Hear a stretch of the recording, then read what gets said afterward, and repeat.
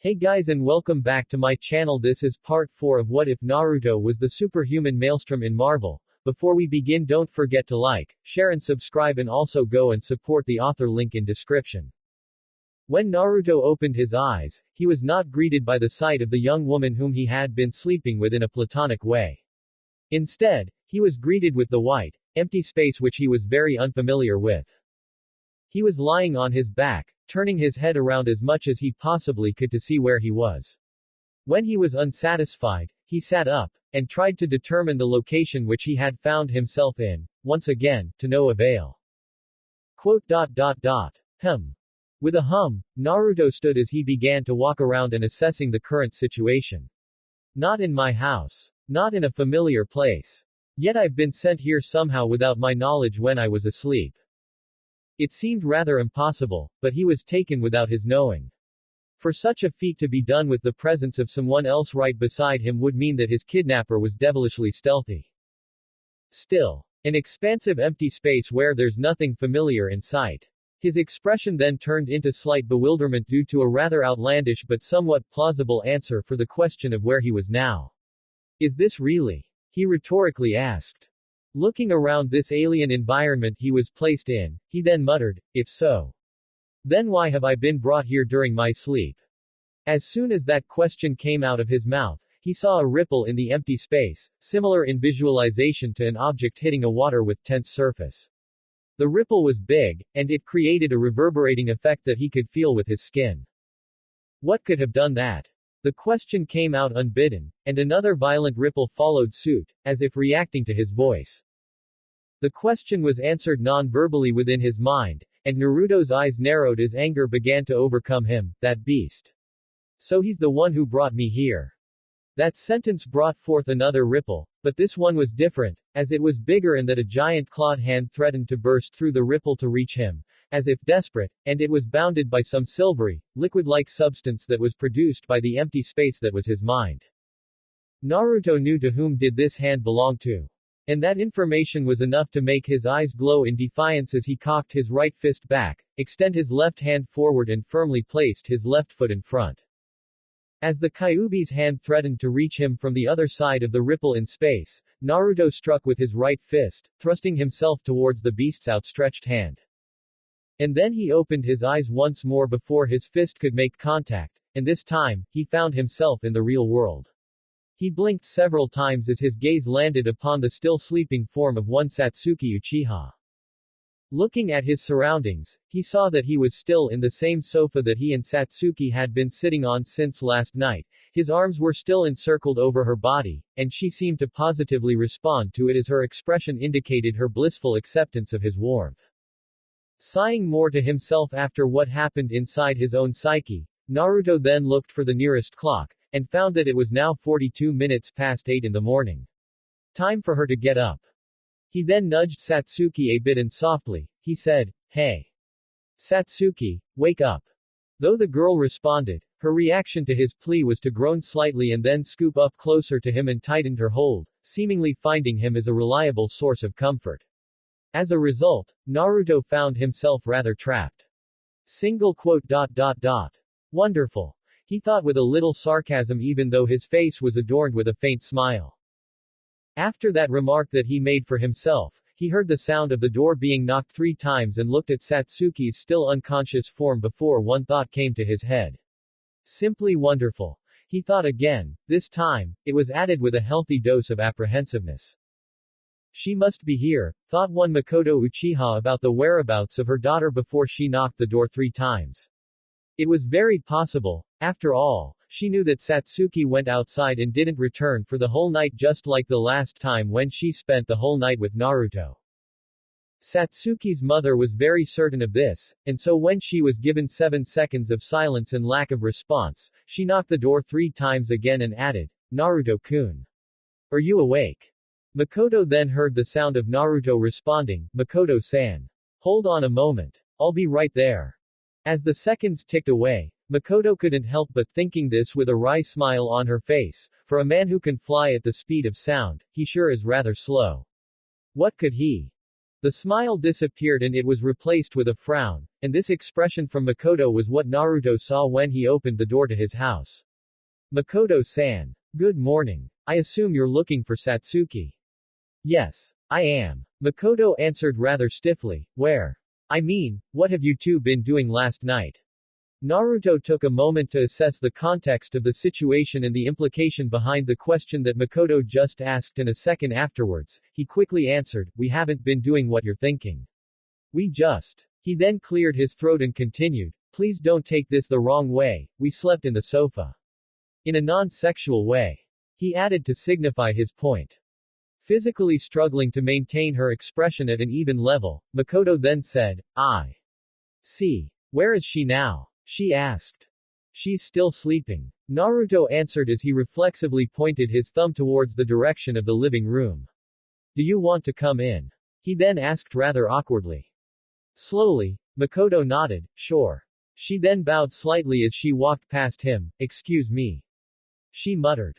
Make yourself at home. Naruto uttered out in a rather low volume as he closed the door after she entered. He then followed her as she went into the living room, and the first thing that she saw upon entering was the figure of her daughter sleeping at the couch. Sighing to herself as she gently brushed her daughter's hair with her hand, she then turned to Naruto. Why did she come here? She asked the young man. Did she? Naruto crossed his arms as a sign of him covering up his slight awkwardness. She was walking around at night, a habit that I've come to know a couple days back. And as it happened, I was also doing the same thing, and we happened to meet. We talked a bit, and she offered to accompany me for the night. And you agreed? She asked, her tone not accusatory nor demanding, but more curious. Not at first. Naruto answered, I tried to refuse, but she saw right through me. He finished with a fond smile directed to Makoto's daughter. Quote. She got me to agree, needless to say. And I really needed that. Single quote. I see. Makoto thought as she watched the boy smiling, feeling a little bit hurt, but somehow, happy as well. I really underestimated their bond for one another. She supposed that she should have seen this one coming, but perhaps it was because she had never seen her daughter outside the scope of Satsuki as a deceivingly older-looking 8-year-old daughter of hers, and so she never thought of her as a daughter who was entering her teenage stage of her life at a much faster rate than other children. Even if the children of a shinobi and a kunoichi had a faster growth rate compared to that of a civilian couple, the growth rate of Satsuki and Naruto was simply unprecedented, and as such, she did not think that her daughter would have such feelings for someone so soon. Still, as far as attraction goes, I think she doesn't have a bad taste. Makoto thought as she looked at Naruto. Both in physical preference and attraction to intelligence. That should not come as too much of a surprise to her. After all, his father was one Minato Namikaze, whose physical appearance was very much admired by the members of the fairer sex back when he was still alive. And Naruto certainly inherited his father's handsomeness and calm aura. There was almost nothing from Kushina in him, she thought rather somberly, as the traces of her friend was nearly non-existent from her own son. Then again, knowing her, she would probably have been glad. She said to herself with a sad smile before she cleared her throat, Naruto-kun. Thank you. For not doing anything. You know, to Satsuki. Quote. Doing wa. Said Naruto before he stopped as he realized what she meant and show her a deadpan stare. Wow. Gratitude not needed, Makoto-san, I even kind of don't believe that you even said that. Said the blonde young man rather bluntly, I'm not that kind of person, alright. In fact, my mother just died. Doing that to her, who was just trying to console me, is simply disgusting. Do you believe that I can or willing to do such a thing? Makoto cursed herself after seeing the anger beneath his eyes and the hard tone of his voice. It was not the time to be the worrywart mother, right? You're right, I'm sorry. I'm really sorry. I'm just worried about her. Naruto finished her sentence with a softer tone of voice before he sighed, I suppose I can understand that. Still, that was not cool, Makoto-san. He added with an extended index finger pointed at her as a gesture of warning. My sincerest apologies. Makoto apologized genuinely with a slight bow and an ashamed face. After a moment of awkward, tense silence, Naruto said, anyway. Since you're here as guests and all, I'll see what I can cook up as breakfast or snacks. Unless if you want to wake her up and leave instantly, then in that case, be my guest. Pun not intended. With that, he left for the kitchen, leaving Makoto to with her daughter. She looked at her sleeping form before she went closer and gently nudged her and softly said, Satsuki. Satsuki-chan, wake up, it's already morning. Slowly, her eyes fluttered. When they were halfway opened, she said with a half-groan. Mom. Good morning. She finished her sentence with a yawn before continuing with another, what time is it? It's 45 minutes past 8, Satsuki. Makoto informed her, and you're not in your own bed. She was only able to let that sentence sink into her mind 5 seconds after Makoto said it, and after her memories of the previous night returned in full force thanks to that sentence, Satsuki's eyes were as wide as they could be and she immediately bolted upwards and sat on the sofa. Mom. What are you doing here? When you didn't come home in the morning after your night walk, again, I decided to not wait at home and instead, go look for you. Imagine my surprise when, well, not really much of a surprise, when I correctly assumed that you would be here of all places and saw you sleeping on his sofa.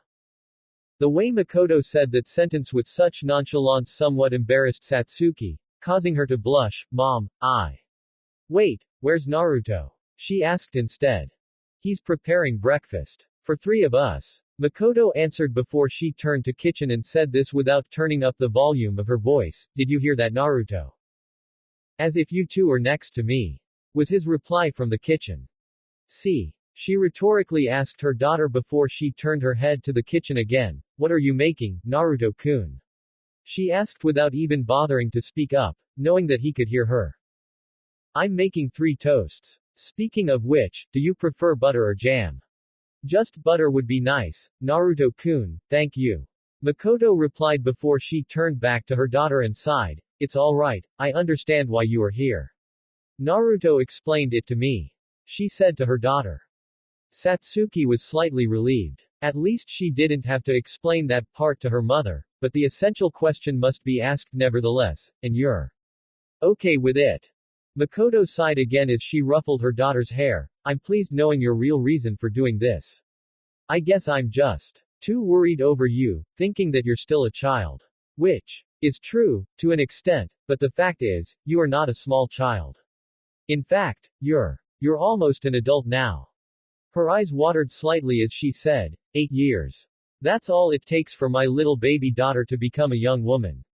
She said with lamentation and slight pride apparent in her voice, it's something that I have to get used to. She could no longer deny the fact that had been in front of her eyes for all this years. That it was time to let go of the little girl that she used to spoil and hug her little form in her arms despite how soon that moment had to come. Just then, Naruto arrived, with the 3 toasts served on a single platter which he carried with one hand. Morning, Satsuki. I've brought breakfast for 3 of us.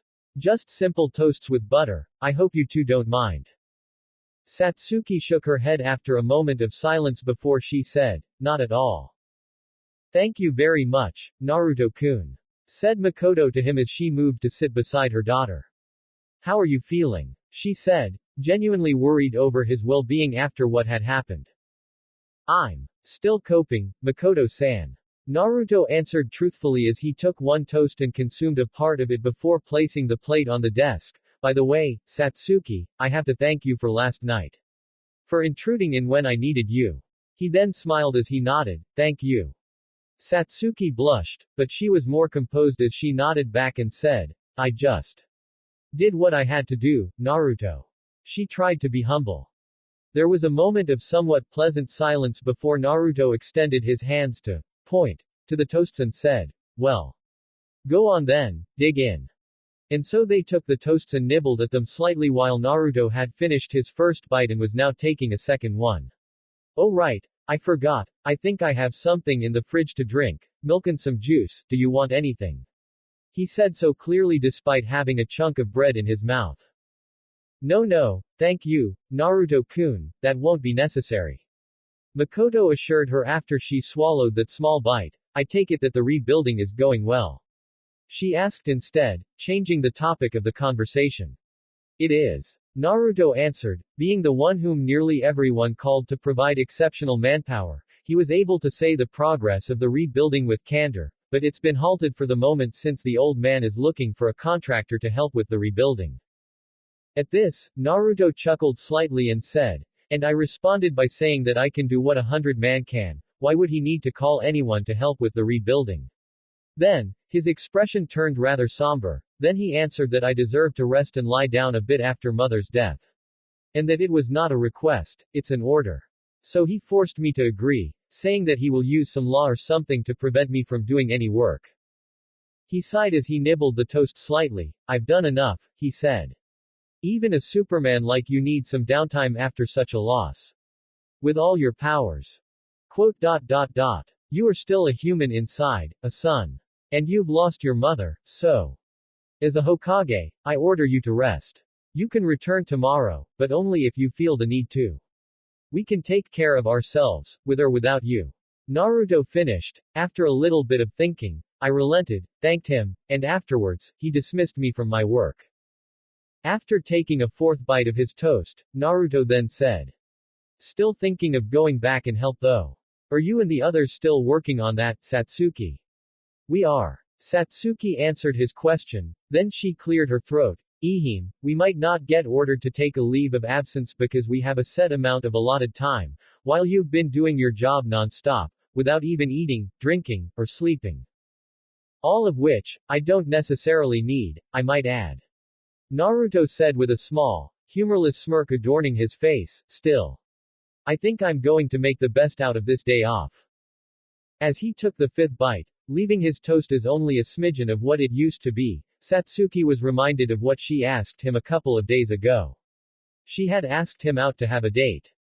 With all the hubbub that came with Kyuubi attack and the subsequent attempt at rebuilding, both of them had forgotten the request that she asked of him. Still, to remind him now would be somewhat inappropriate. So instead, she cleared her throat and asked, what are you planning to do? I mean, the academy's still closed along with some other business in the village. The restaurants, the stores, anything that might still be open or the parks. At this, Naruto smiled as he then said, I'm thinking of something along the lines of going out of Konoha for a while. Clear my mind, you know. I mean, even though I want to help, the old man's right. I'm a bit compromised emotionally. He finished with a somber tone. Seeing his expression turning rather gloomy, Satsuki then said, to where? Quote. Well, my first thought is, I spend some time at our base. Naruto said after a moment of contemplation followed by a sudden realization that came from his recent experiencing in seeing his own mind. I have something I needed to resolve. Nodding in understanding, Satsuki then took another bite of her toast. Do you want me to be with you? She asked somewhat abashedly due to her mother being in the same room as she and Naruto were. Naruto's response was to nod. I was about to ask you that. What he got from her was a bright smile along with a slight blush from her cheeks. Well. Okay, alright then. She said, satisfied and pleased. I accept, great. She then cleared her throat to save herself from further embarrassment due to her not having a slight clue of what she should say besides expressing her elation. Still, the impromptu breakfast needed to be finished first before they could do anything. In fact, I want the others to join us. The old man too, if he could. There is something important, something dire that I need to tell you all. Naruto added, his tone more apprehensive than ever. His tone stopped Satsuki and Makoto from their initial train of thought. They wanted to ask him what it was about, but Naruto then stood up rather abruptly as he asked the mother and her daughter, I think I have some tea, do you two want some? Satsuki nodded after an awkward silence while Makoto said in affirmation, that would be great, thank you Naruto-kun. After he left the room, Satsuki looked at her mother with a slight pleading look apparent on her eyes. Makoto merely looked at her, ruffled her hair affectionately before she shook her head, as if knowing what her daughter wanted to ask her. With a simple gesture from her hand, Makoto relayed a clear message through her body language. This is something that he will reveal in due time. You must be patient. Satsuki nodded, concerned about what it was that Naruto wanted to say to all of them. But Makoto put her arms around her daughter's shoulder to comfort her, and she responded positively to her affectionate gesture. The base. It was an affectionate designated name for the cave that Hiruzen had placed the ship into, and it was now something that the yet-to-be-named team of superhumans call as their home away from home. The vertically aligned entrance had a set of staircase that would enable access to those who simply could not traverse through the 90-degree interior walls of the cave to reach the bottom. But for those who could, they simply could fly down to the bottom of the slightly circular ravine that was the cave entrance. And one fine example of that was Naruto, who carried Satsuki with one of his arms by her waist as he brought her landing to the bottom of the cave feet first. It was 2 in the afternoon, and Naruto and Satsuki found themselves walking towards the Kryptonian spaceship which he had personally lifted from the ocean floor. It was still in the same shape as before, fit to go, but without any other purpose being there than a secured asset for the village and a base for the team to gather. Satsuki looked at the slightly frantic-looking Naruto and thought, what could possibly worry you so much, Naruto? Heeding her mother's message, she decided to wait until the timely reveal that he will have when all of them were gathered together. After all, if he decided that this was something to be shared by those in the team and the Hokage, then it was something big. There you are, finally, said a voice they knew quite well as they approached the ship. As soon as you told us that this is really important, we came as fast as we could. Thank you for that, Kiba. Naruto nodded in appreciation to the young Inuzuka. The old man couldn't come, so I told him first, and he did tell me to come to him after this is done, along with Satsuki. He had something really important to take care of. He then spoke with a low volume. The Raikage wants to come to Konoha to discuss the treaty even further. Wow, really? Asked Tenten, somewhat surprised by the news, which was rather unsurprising, considering that it was supposed to be something that she shouldn't know as of yet. Naruto raised his right index finger and said, you didn't hear it from me though. Tenten nodded in understanding as she did a, my lips are sealed tight, motion to convey her willingness to not speak of this to another until due time. Regardless of the interesting bit of news, said one Shikamaru Nara as he cast his sharp gaze towards Naruto and asked, we're here because you call upon us. We're here now. You made it sound like a big emergency news, Naruto. Said Ino, showing concern over her friend and fellow teammate, what is it that you want to tell us? Is this related to the Kyuubi in some way by any chance? Shiho asked with a raised hand as if she was questioning a teacher during class. Naruto pointed his index finger at Shiho and said, it is, actually. He confirmed Shiho's assumption. Quote. Why do I have the feeling that there will be a crazy statement following that? Asked one Haruno Sakura. Because there will be. Naruto answered before he took a deep breath and said, I defeated the Kyuubi, this part you might know already. But I defeated it in the most unconventional way. I didn't kill it, it was absorbed by me. A moment of tense silence followed. The minds of those who heard what he said were trying to digest the given information, but due to the sheer absurdity of what he said, it took quite a while. That moment of silence was taken by Naruto as a chance to elaborate a little bit to the incredulous group. It happened near the end of our battle. Despite everything that I threw at it, despite every punch, every kick, even after I used its technique against him, it didn't go down, it didn't die. When it was lying on its back, I took that moment to fly at it like a meteor towards its chest and afterwards pummel it with every bit of strength that I had within me. He then crossed his arms as he remembered what happened next. After who knows how many punches, one of it managed to pierce through it, but not in the way that you might think. I saw my hand passing through its skin. As if it were made out of jelly. The ridiculous statement managed to bring some people out of their shocked state. I'm sorry, what? Asked one Yugo Azuki. It's what happened. Said Naruto. I tried to pull my hand out, but I couldn't, it was as if it clung onto me. And then, when I tried to use my other hand, it got in its grasp as well. Afterwards, I felt it seeping through my skin to inhabit my body.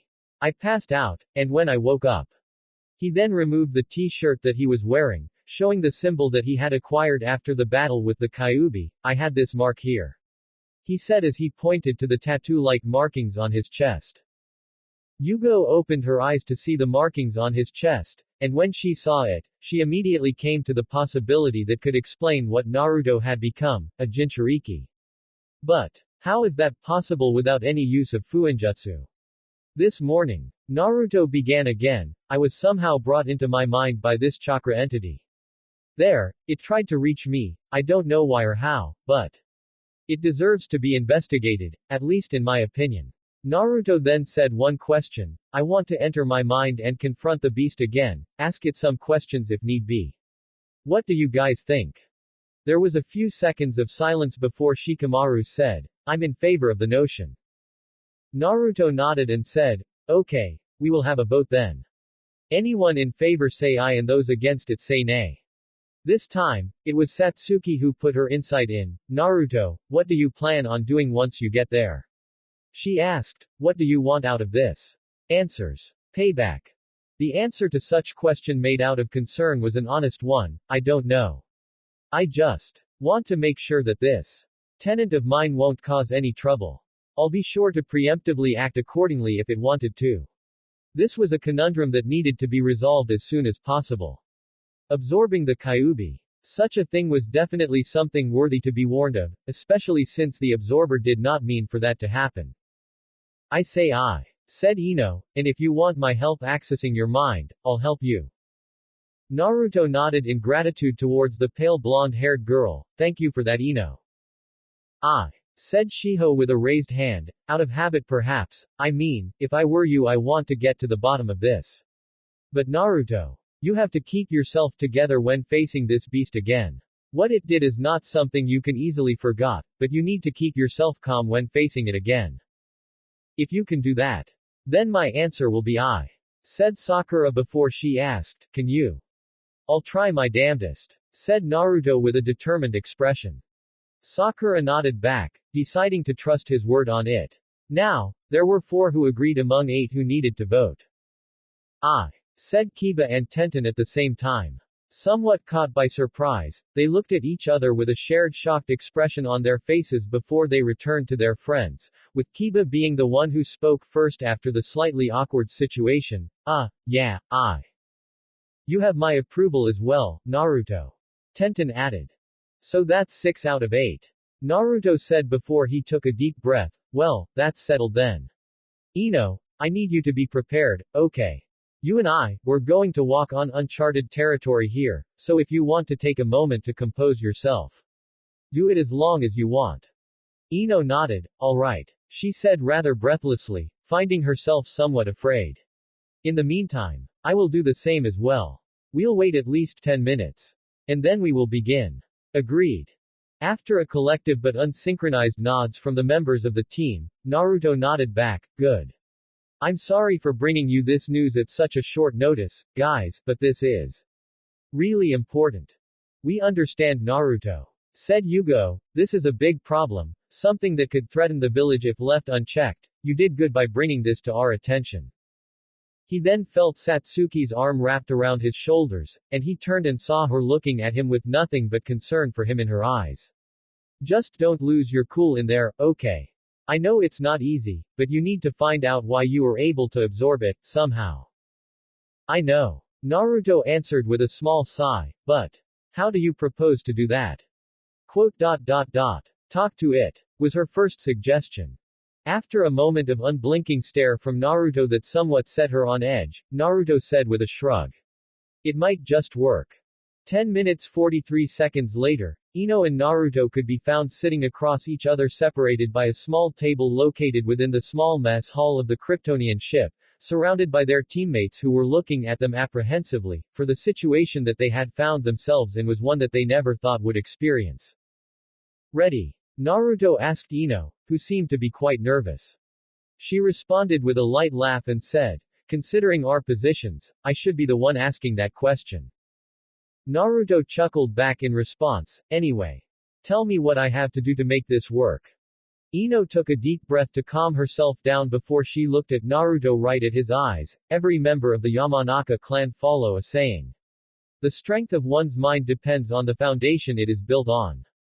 Due to the nature of our jutsu, Our minds are more well constructed than others, in a sense that it is easier for the members of our clan to construct mental cues or even a mental maze with which we can remember obtained information more clearly. She then placed her left hand on the left side of her head and said, even though my superpower is a little bit different to my clan's jutsu, they are, in nature, similar. For you to meet the Kyuubi within you, you must construct a near-concrete visualization of your own psyche within your mind and then bring it out.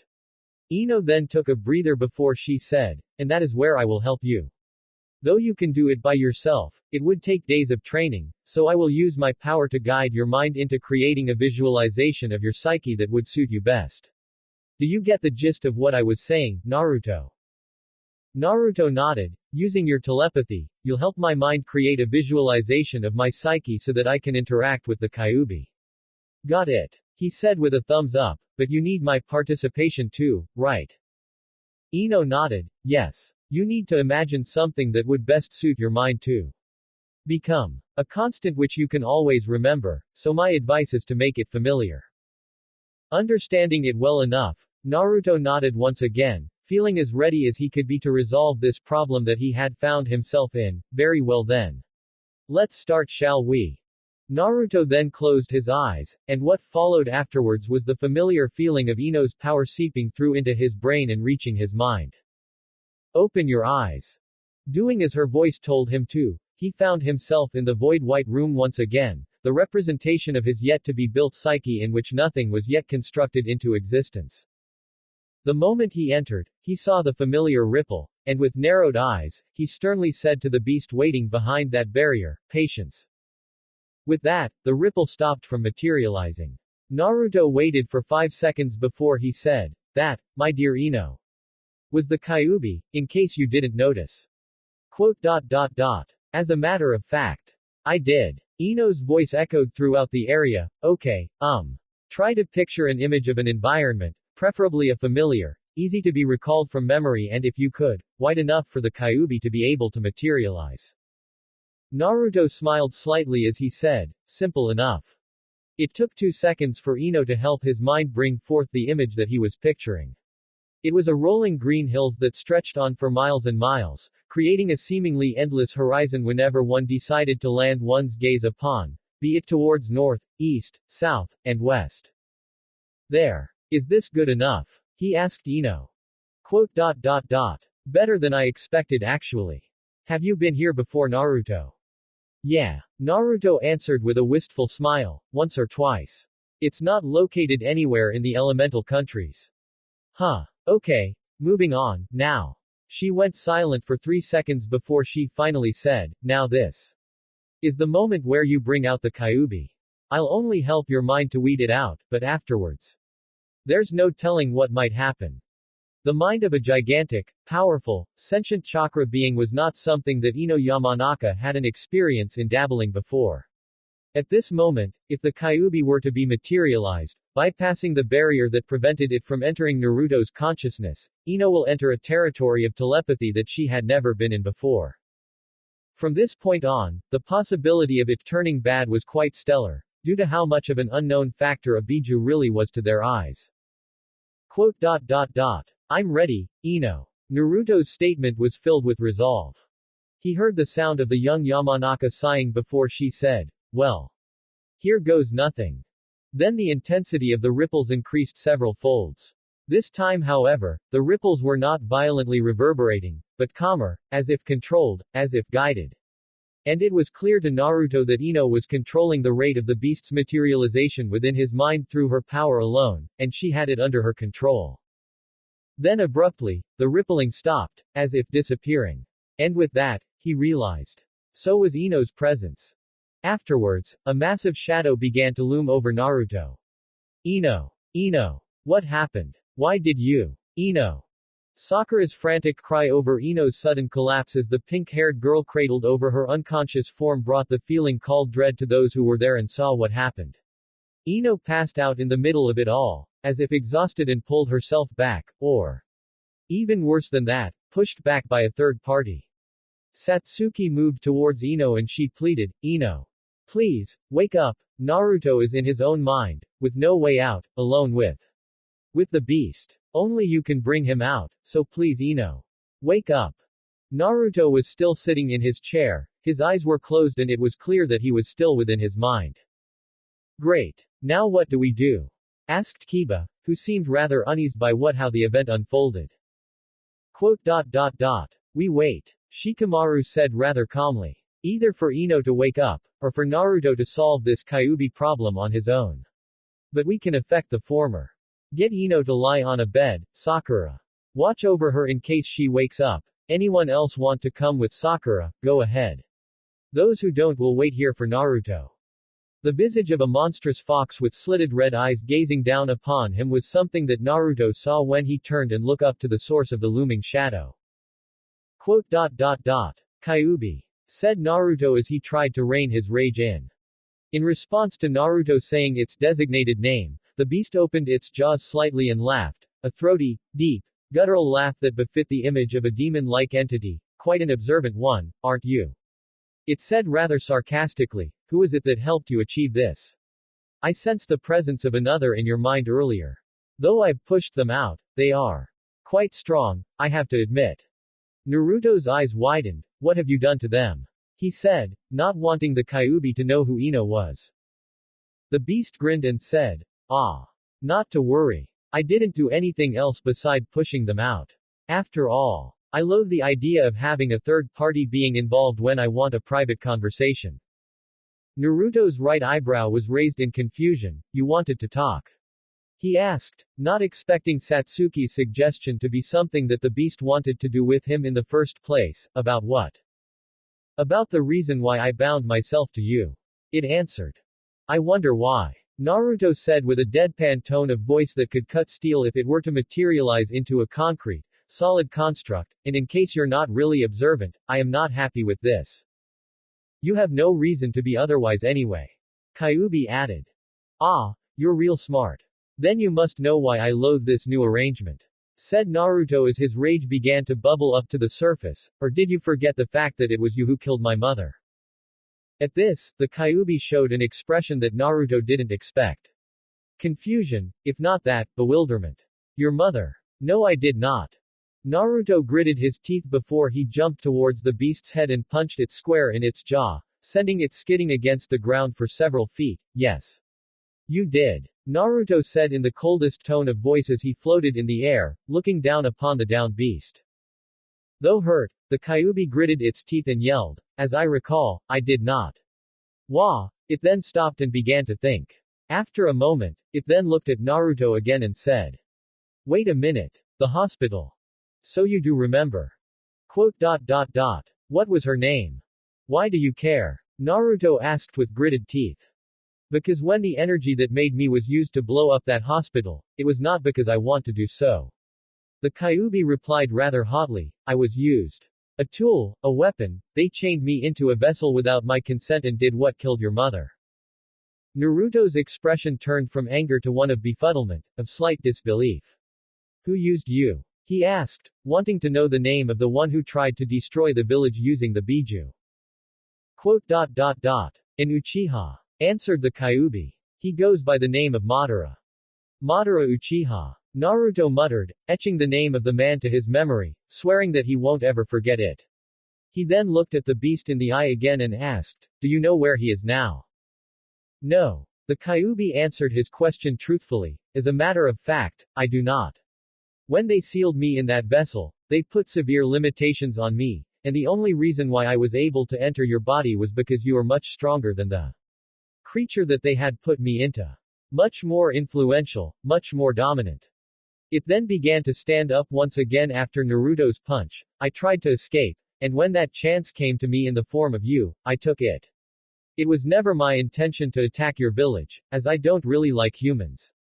Though I do make some exceptions, I tend to move away from any form of human community, but because of what I am almost always used by those who could and wanted to make use of me. The Uchiha was one such example. Then, of all the things that it could do, it sighed, as if tired, and I'm sorry about your mother. What was her name? Taji. Kanzaki Taji. Kyuubi nodded and then it pointed its large, sharp-nailed finger to Naruto, and what's yours? Quote. Naruto. Kanzaki Naruto. At this, the Kyuubi seemed rather surprised, but the look of shock was gone a nanosecond after it materialized. Well then. Kanzaki Naruto, I'm pleased to say that I will be your tenant for the time being. It said with a half-joking tone of voice that suggested how it was not sure about its current situation with Naruto. Naruto crossed his arms. Though he was not willing to fully trust the beast as of yet, it had offered its condolences to his mother's death and apologized for what he was forced to do, and so he was willing to be civil. Is there any way I can undo this? Afraid not. Your body. A strange one it is, if I might add, created a system that will keep me here like a sealed object. It knew how similar the system was to a fuinjutsu, but even it could not tell how the man's body could suddenly make that on the fly without the need of a third party to apply the seal on his body. Kanzaki Naruto was not a normal man. This it had experienced firsthand when it fought him during its mind-controlled induced rampage against the man who could break mountains with his fists, fly faster than any living thing that could conquer the sky and rain down condensed, potent energy with the destructive capability that could equal if not dwarf a Bijudama from his eyes. There was far more to this man than what the Kyuubi could see with its eyes, and it couldn't help but to feel afraid of him. But considering who he was, it was more than willing to be a partner for him, even if it did enforce it upon him without his consent. I'm stuck with you, Kit. At this, Naruto seemed conflicted. His arms were still crossed and it seemed that he had tightened them. Are you okay with this current situation, Kyuubi? I prefer to be free, if you're asking. Said the beast, but I'm nothing if not adaptable. Then for the time being. I suppose we are stuck with each other. Naruto stated with a tone of finality in his voice, did you do this as well? He then asked as he showed the mark on his chest. The beast took a moment to not only see the mark on his chest, but to examine it as well, and when it was finished, it said, no. This is the representation of the system that your body created upon my intrusion. It's not my creation. Naruto hummed at this new information that he was just given. The Kyuubi made it sound as if his body had a consciousness of its own, independent from the brain, a separate entity entirely. He supposed that there was a small possibility of that being the case, but at the moment, he needed more concrete evidences that supported the theory before he could regard it as the truth. For now, he began, we'll stay like this until there's another way that is better. For now, you'll be my tenant and I'll be your landlord. I'll provide as much freedom as I can give you in my psyche, but outside of that, such as controlling my body, is off limits. You can communicate with me mentally, but no body hijacking, understood?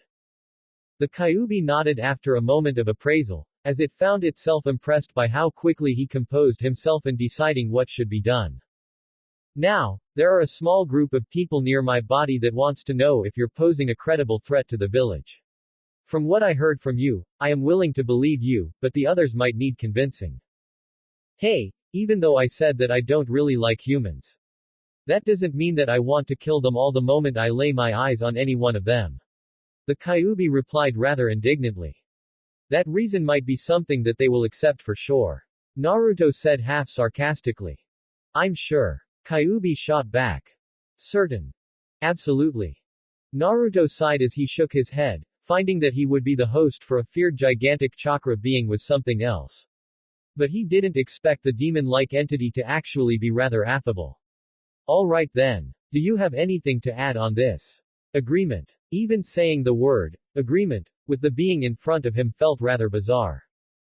Just two things. 1. Do not expect me as a tool that will do your bidding simply because you ask me to. 2. Do not ignore me as long as I am here. Do that, and I'll be fine, deal. Naruto nodded, deal. He said before he added, well, now this is over right? Right. Without my friend's aid, I don't know how to get out, can you offer me an advice? Naruto asked, genuinely wanting an answer. The beast shook its head before saying, close your eyes. Seeing the look that he gave it, the Kyuubi reiterated what it said, just close it. A minute after he did so, he then heard its voice saying, now open them. Naruto. Thank goodness you're alright, said Satsuki as she hugged the now conscious Naruto. The aforementioned young man was caught by surprise when he opened his eyes and saw Satsuki's face so close to his own. And that was before she hugged him as if her life depended on her doing so. But it didn't stop him from patting her on the back and say, "Sorry I worried you. You worried all of us, man."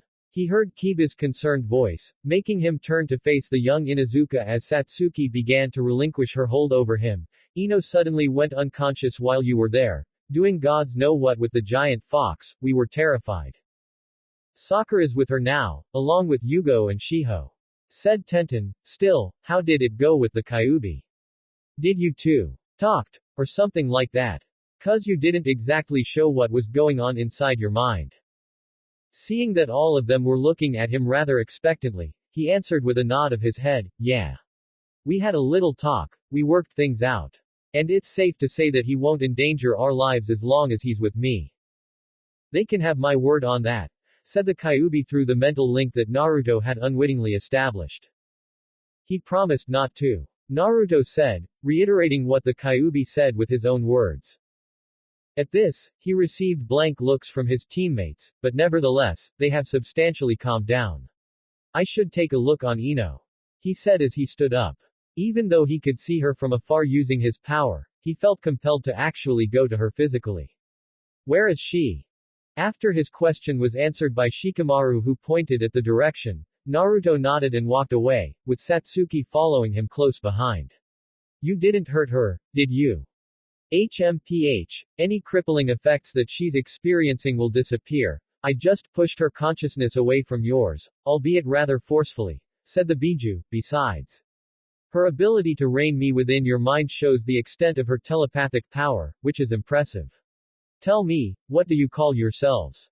These people around you, with abilities similar but superior to those possessed by the shinobi. We call ourselves superhumans."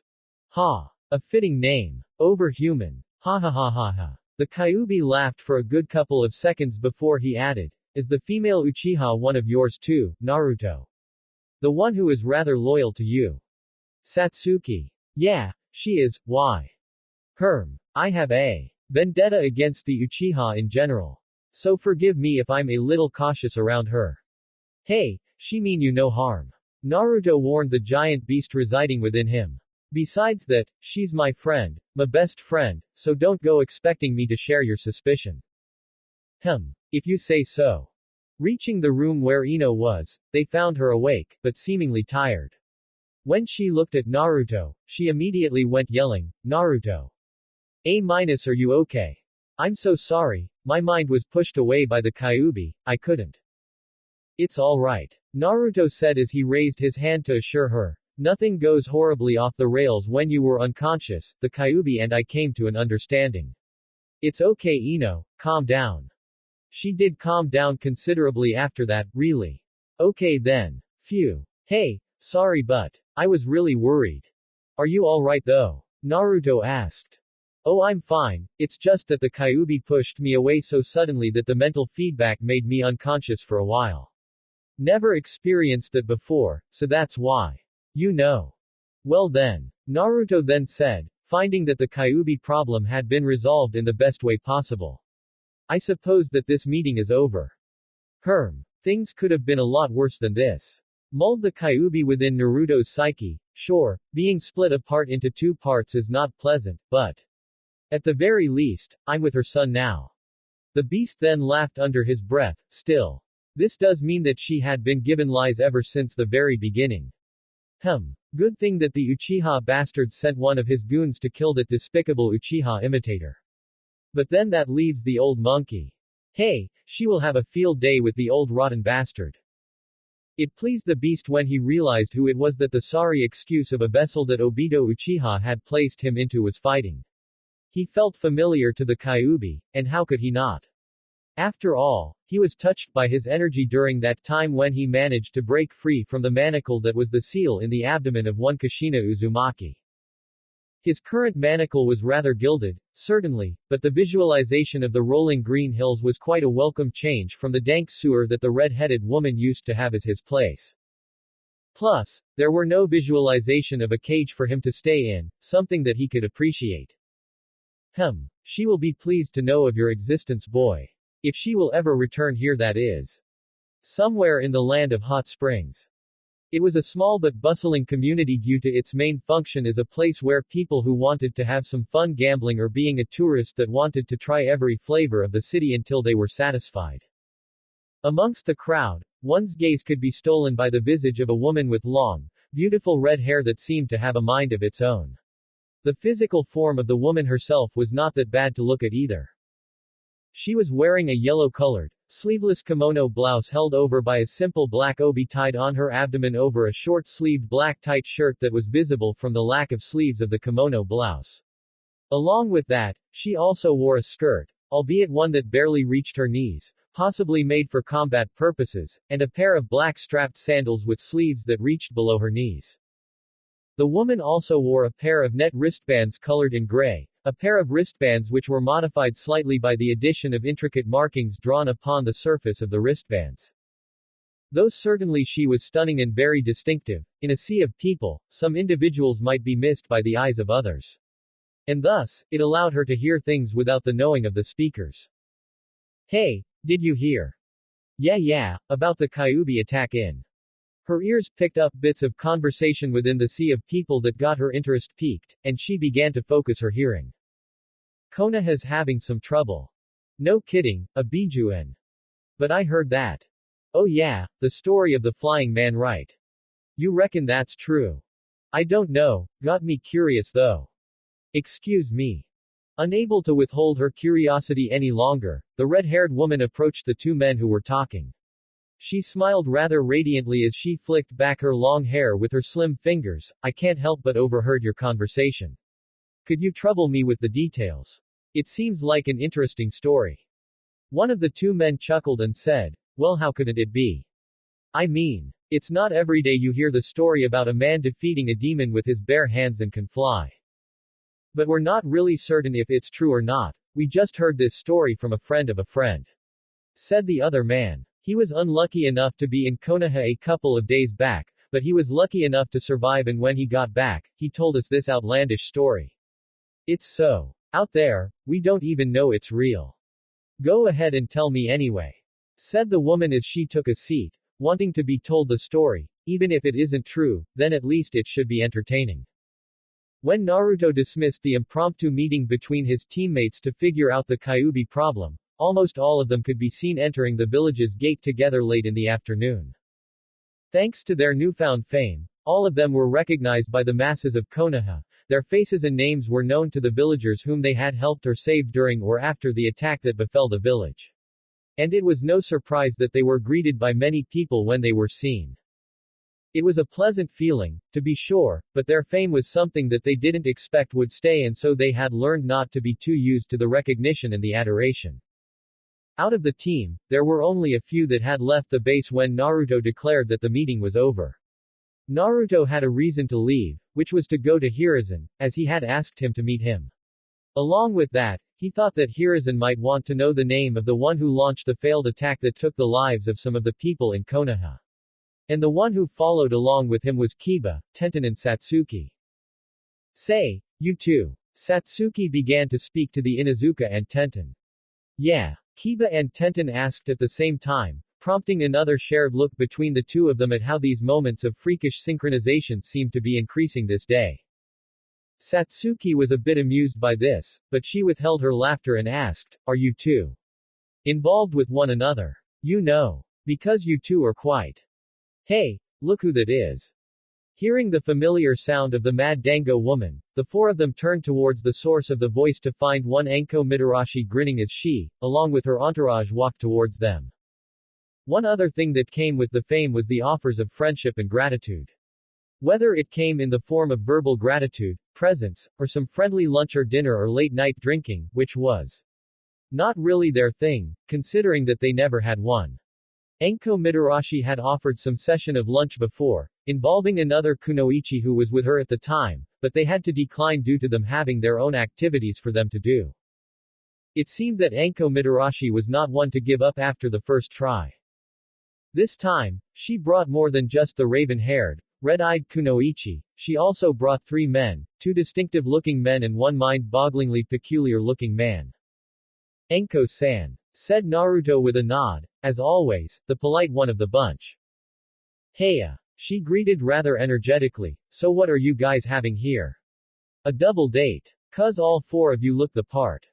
At this, Satsuki and Tenten blushed. Kiba's expression showed his confusion, while Naruto seemed rather nonchalant about what she said, and thus, he was the only one able to say something, if you think so. He said, knowing that there was a reason why Anko wanted to talk and so he decided to cut to the chase. Are you going to ask us out again, Anko-san? Haha. You know me well, Naruto.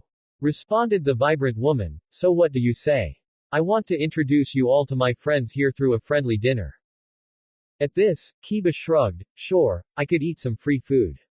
It was a split second afterwards when he added, it's free, right? Sure. Anko replied, you're the Inuzuka who fought one of the attackers, right? Of course, you're one of the village's heroes. Kiba had the decency to look somewhat embarrassed as he rubbed the back of his neck. Anko then turned to Naruto and said, so what do you say? Naruto then said, they can if they want to, but as for myself, I have to decline, I'm sorry. Ah, moaned Anko in a combination of amusement and disappointment. That's a pity, Kurenai really wanted to know you. Why, what? No I do not. The black-haired, red-eyed kunoichi named Kurenai yelled out rather indignantly towards the infamous Dango woman. Her embarrassment was apparent by how her cheeks were glowing. Don't worry, she's just a little shy. Anko whispered rather conspiratorially to Naruto with a sly smirk on her face, she really fancies you, you know, which is not surprising, but still, she even. Before she could take off into a rant, Kurenai immediately pulled Anko away from Naruto by the collar of her jacket. Ignore her please, she likes to have some delusions about certain things some of the time. Hey! Anko indignantly yelled, I do not. ... Okay. Maybe I do have them sometime, but this one isn't a lie. Naruto coughed, finding himself at a rather awkward position in which he wanted to get out of. Well, as I said before, I really can't stop by, so. I'm so sorry Anko-san, Kurenai-san. Anko clicked her tongue while Kurenai near inaudibly sighed in relief. Then Anko sighed as well and said, well, what can you do? Some other day then maybe, yeah. I mean, I, along with Kurenai and others here as ninjas of Konoha, have to give you some proper form of gratitude. We all have already received many from others, so. Naruto said with a slight shrug. True, but then again, it's not a competition isn't it? Anko asked rhetorically with a bright, but mischievous-looking smile on her face, we want to give you our thanks because we want to, not because we have to, so. If not now, then perhaps later on. Okay. Naruto then nodded, I'll keep that in mind, thank you Anko-san. He then turned to Satsuki, Kiba and Tenten, still, if you want to go. No. Satsuki answered firmly with a shake of her head, It would be best if we all present, don't you think?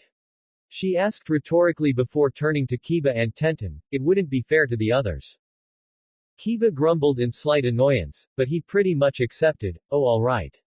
I'm a little bit hungry though. He added the last part under his breath as to not be heard by anyone without super hearing. Tenten playfully patted Kiba's back and said, oh chin up you big puppy. Let's go eat a ramen at the Ichiraku's. She said with a bright smile.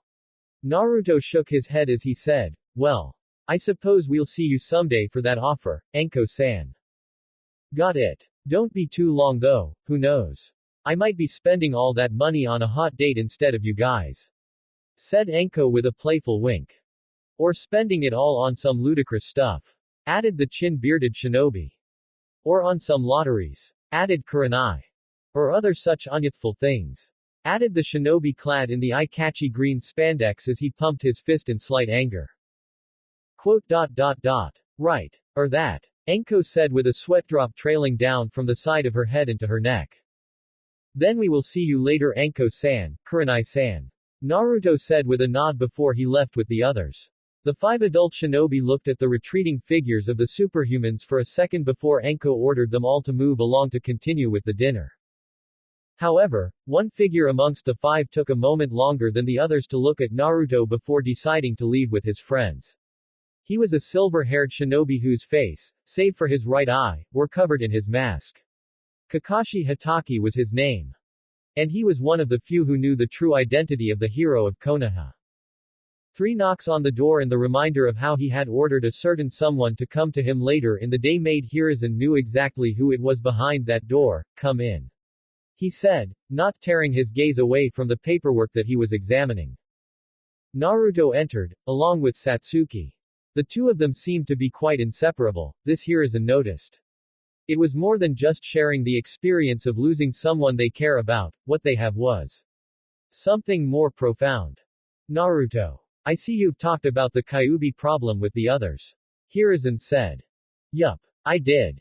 At this, Hiruzen removed his reading glasses and looked at Naruto, and they're okay with it. We had a discussion on what I should do with him, and long story short, I had brokered an agreement with the beast. Naruto finished with as much nonchalance in his voice as one could have in explaining such a thing. He's my tenant now. At this, Hiruzen had the sanity to look rather befuddled. The look was broken when he sighed exasperatedly and rubbed the bridge of his nose. I don't know whether to be amazed or horrified. Still, you have become what we call a Jinchuriki now. Even if I don't exactly know how that's possible.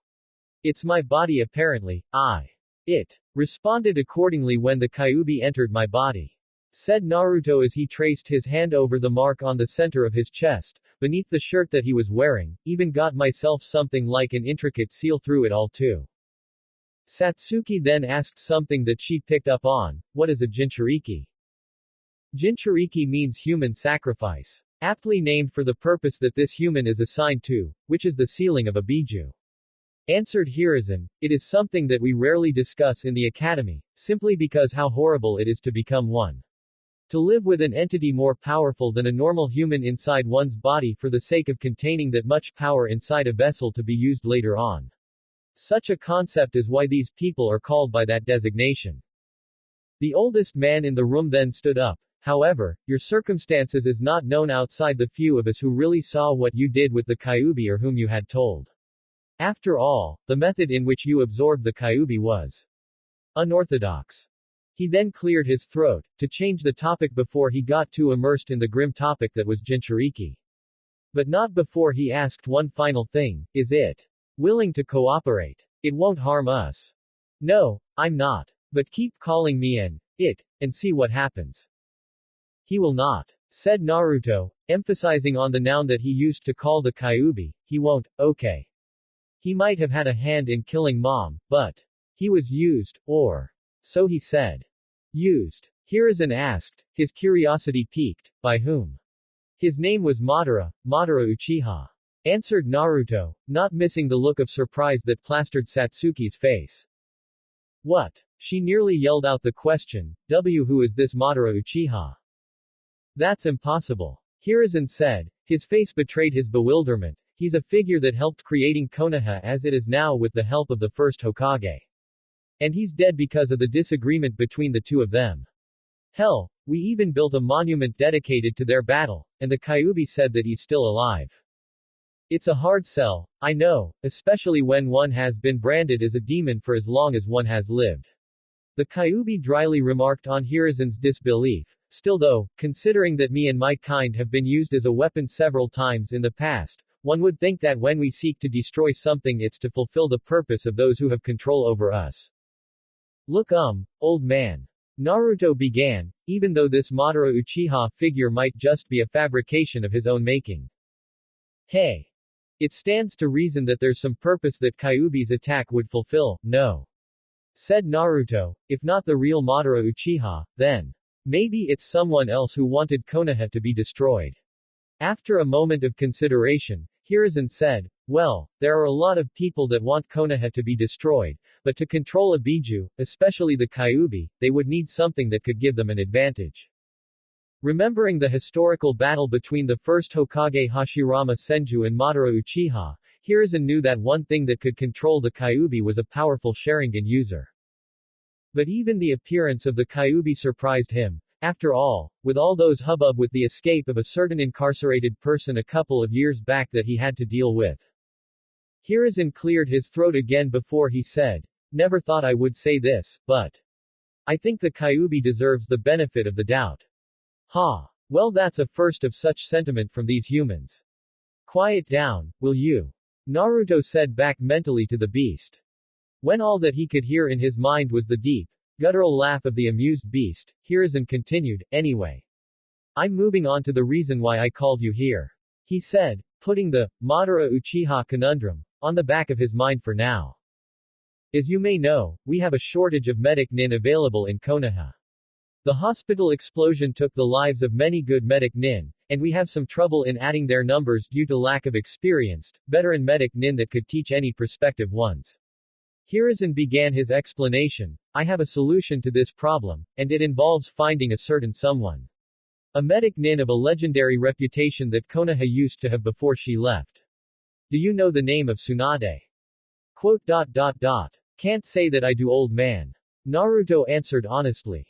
She's been the subject of some of our lessons in the academy, Naruto.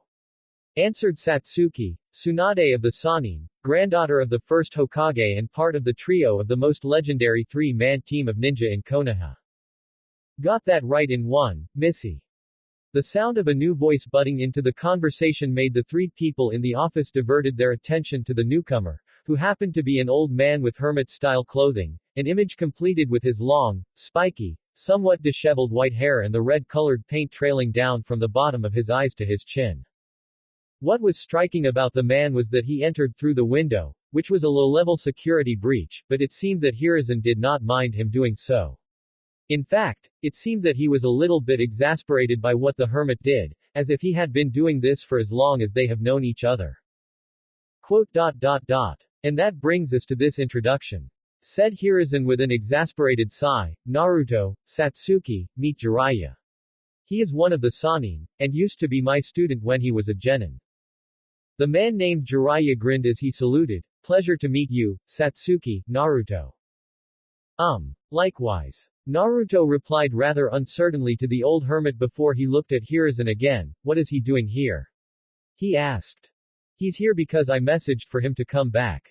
Answered Hiruzen, he's here for a mission, and that is to find his former teammate, my other student, Tsunade, and bring her back here. Seeing what Hiruzen was implying, Naruto said, you want to get her to teach some ninjas to become medic nin. Precisely. But due to her reason of absence, it will take a lot of persuasion to get her back, and even with her longtime friend, I am not sure if she would agree. Hiruzen admitted. She won't return for either money or reward of some kind. Jiraiya continued, she suffered too deep personal losses during her time as a kunoichi in here, and that made her turn her back away. But perhaps she could be persuaded. Preferably by someone who could represent Konoha besides myself. Now, Naruto see where the man was going with this. And you think that me and Satsuki are the right people to represent Konoha and go with him to find this Tsunade? He stated. That is what I think, yes. Hiruzen nodded, you are to go with Jiraiya to find her and persuade her to go back. The attack not only crippled the numbers of our medic nin, but it also reduced the morale of those who were left. Simply put, we need Tsunade. Jiraiya then said this with a grim expression on his face, and we need her quick. I've heard of your abilities and the testament of those who saw you using your powers, Naruto, Satsuki, but Konoha needs more than powerful figures. They need people who could fulfill specific roles too. After the Kyuubi attack, Naruto knew that Konoha suffered a heavy loss, particularly, the medic ninjas. Restoring their numbers was not something that he could do. He could only help making the rebuilding easier than it would have been if he weren't there, such as being the hard-working mule for the village with his staggering physical powers. Satsuki, on her part, helped however she could using her power, which she now had greater control and magnitude in due to near-continuous training with the others. Experiencing the death of her father and most of her clan along with losing her brother due to his extreme, twisted idealism, Satsuki could say that she knew the loss that the people of Konoha experienced in the aftermath of the attack. Both of them were also aware that there were things that they simply could not do with their powers. And now, they were given a chance to fulfill what they were not supposed to be able to do through another method besides utilizing their powers. And so, it was not a surprise to Hiruzen when both of them asked the same question at the same time. When do we leave? We will leave the first thing in the morning at 7 a.m., so be prepared. Jiraiya of the Sannin was a man with many titles. The Toad Sage, the self-proclaimed super pervert, The great hermit Jiraiya-sama. He had many monikers, whether ones of his own making or otherwise, but there were no title that signify his success at something he considered important, which were love and companionship. He was a free-spirited man, not one to be bound by anything short of the pleasure of a woman's body, and even then, those times were short and ultimately meaningless in the long run. However, he had the capability to fall in love or at the very least, attracted to the members of the opposite sex, as evidenced by his adolescent crush over one Tsunade Senju, his former teammate, his best friend, the one woman that he was very attracted to, perhaps in love with, but never could bring himself to actually come out and say it. Maybe it was because he knew what kind of a man he was, and by proxy, she also knew it. A man who could proudly call himself a pervert was not the character material that a woman sought in a man, and considering her last lover whom he was the antithesis of, Jiraiya had sworn to not act on these feelings and it slowly, but surely, wilted away. However, he still wondered sometimes. If he were there when Dan died, would Tsunade still be here instead of drifting wherever she pleases to get away from the place that brought her so much pain? At times, he had to admit that he could have changed the progress of events if he were to stay, but he too shared some painful memories of the place. Where Tsunade had to cope with personal loss of the death of loved ones, he had to cope with the aftermath of a betrayal from someone he once trusted. In a way, both of them had been given a fair dose of suffering from the village. But if he could overcome it and came back, why couldn't she do the same? She was stronger than this he knew, and so Jiraiya had told himself that if the opportunity presented itself, then he would try and get Tsunade back to Konoha. Now, with the aftermath of the Kyuubi attack, Jiraiya had the chance. Without any hesitation, he took his old teacher's request and devised a plan to get Tsunade back. Finding her shouldn't be hard to do. He had his fair share of informants spread throughout the elemental countries, and he just needed to get to the right link, ask the right thing, and he would get the answer that he was seeking. But persuading her, now that was something else entirely. He knew that he would need help, for he was not enough to persuade the woman to return. So he devised a plan that involved another shinobi, one who had shared a great loss on one part of their lives. To his surprise, Hiruzen gave not just one, but two names. One of them was one of the last three remaining Uchiha, the youngest daughter of the matriarch of the Uchiha clan. Though his surprise for the name that his old teacher suggested was quite profound by itself, the other name that he suggested made him pause for a moment to recollect himself. Though his family name was different, his given name would always alerted him. Kanzaki Naruto. When he first laid his eyes upon the young man that was the Yondaime's near-perfect carbon copy, Jiraiya had to rein himself in from showing his shock and surprise. He did well at that thankfully, and it was only after he and the young Uchiha girl left that Jiraiya let himself show the shock to his teacher.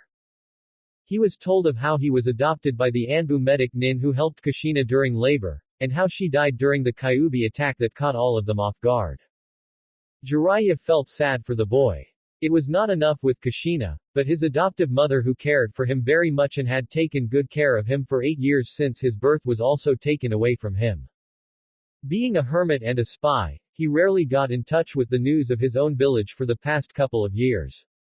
When he returned to Konoha, he didn't know of all this business about Naruto's well-being outside of Hiruzen's assurances that he was taken care of, and the group of people that Hiruzen had named Superhumans, until Hiruzen told him of the team that he had assembled. Hearing the abilities of the young people that he had collected, Jiraiya couldn't help but to feel a little bit skeptical. Especially when he heard how Naruto managed to fight toe-to-toe with the Kyuubi and somehow, someway, capable of absorbing the Biju without the need of a third party or a sealing jutsu to keep it at bay. His known powers are already enough for a man to conquer any nation. But it has only been a couple of years. In time, his powers will grow to the point where his current ones will seem weak in comparison. Still, his powers were not the reason why he was recommended by Hiruzen, and so Jiraiya opted to find out whether or not it was true later on, if he were given the opportunity to. The young Uchiha's power also got his interest, as Hiruzen described it as materialization of energy field into solid constructs. From the description alone, her power seemed very diverse, and that was before he told him that its property was malleable. It could either be protective or destructive, depending on the user's desire on what it would be. Besides the two, the powers of the others also caught his interest from the brief descriptions that Hiruzen gave him, such as canine mimicry, energy transference, dark energy field, etc. And that allowed him to determine Hiruzen's other reason of bringing Tsunade back. He wanted her to perform an examination on them, to see something that the medic nins that had already done so might have missed due to her experience. So that made it 2 reasons to bring her back. Presently, Jiraiya could be found waiting at the southern gate of Konoha, leaning his back against the wall of the opened gate as he crossed his arms, waiting for the 2 people that will accompany him on this trip. During his very brief stay in Konoha, he discovered that his favorite hot springs, along with almost everything else in Konoha that sold any kind of services besides some restaurants, were still closed due to the attack in the not so long past. It bummed him greatly, of course, but he supposed that he could understand why such a decision was made. So that left his mind on thinking the route that he should take and how long he could get them there, and needless to say, it did not take him a lot of time to come up with the best route and the right informant to know Tsunade's current whereabouts. Still, where are those 2? Jiraiya muttered in slight annoyance. It was 30 minutes past 7, and they still haven't shown themselves. Jiraiya was not a man who would obsessively demand punctuality, but still, he could be irritated by tardiness as much as the next person, especially when it took more than just 5 or 10 minutes late. He was half tempted to summon a toad to try and find Naruto and Satsuki when he saw something up above, a movement in the sky that caught the eyes of those below, such as his and those around him. He looked up, towards the object in the sky, and he found himself in awe, for it was the figure of Naruto holding her arms around Satsuki's waist as they descended upon the southern gate from somewhere, possibly heaven, considering how angelic both of them appeared to be. The 2 people landed near Jiraiya and it was Naruto who said, "Sorry we were late, as you can see, we had some preparations to make." Preparation meant that they had some uniform to be worn. Jiraiya had never seen anything like it, its materials seemed alien somehow, especially with how they seemed to cling to their wearers' bodies but did not seem discomforting at the very least. In fact, they looked very comfortable, as if it were their second skin. While Naruto's uniform looked like a mixture of a skinsuit and a coat that happened to reach his knees, Satsuki had a more traditional skinsuit look. The similarities between their uniforms were the symbol on their chest and the unique, otherworldly pattern that was seamed on the skinsuit that mimicked the anatomy of the human muscles in an artistic way. Blue and red were the respective primary colors of Naruto and Satsuki's skinsuits, and Jiraiya had to admit that it looked very stylish, fashionable even. Hey, that's Naruto-sama, right? Yeah, that's him alright. Who else could have such handsome-looking face and such lovely hair? And that's the Uchiha girl with him. Damn, she looks hot. You think they're together or something? 'Cause I heard some rumors. Never mind that, check out what they're wearing. Whoa. Where on earth did they get that get up? Who cares where they got them, Naruto-sama looks really cool with that. Yeah, she's not that bad to look at either. And as evidenced by how the people reacted to their costume, they seemed to agree with Jiraiya, I can see that. Jiraiya said in response to Naruto's apology, I can't help but wonder. Where did you get those clothes? Quote. It's a long explanation, Jiraiya-san. Answered Naruto. At least an hour before. It was something that made sense to them. In a mission, a shinobi would wear the appropriate get-up and gears that befitted their ranks or preferences in clothing style. The uniform that Shiho had made for the both of them seemed very fitting for this so-called assignment that Hiruzen had given to them. Accompanying Jiraiya of the Sannin to persuade his former teammate to return to the village was not bad for a first mission. Hell, it wasn't even that bad of a mission for a pair of non-shinobi. And so it was the very thing that brought them to the base to take their uniforms and wear them for the mission. Only, they didn't expect for the event that someone else was already in there before they came along.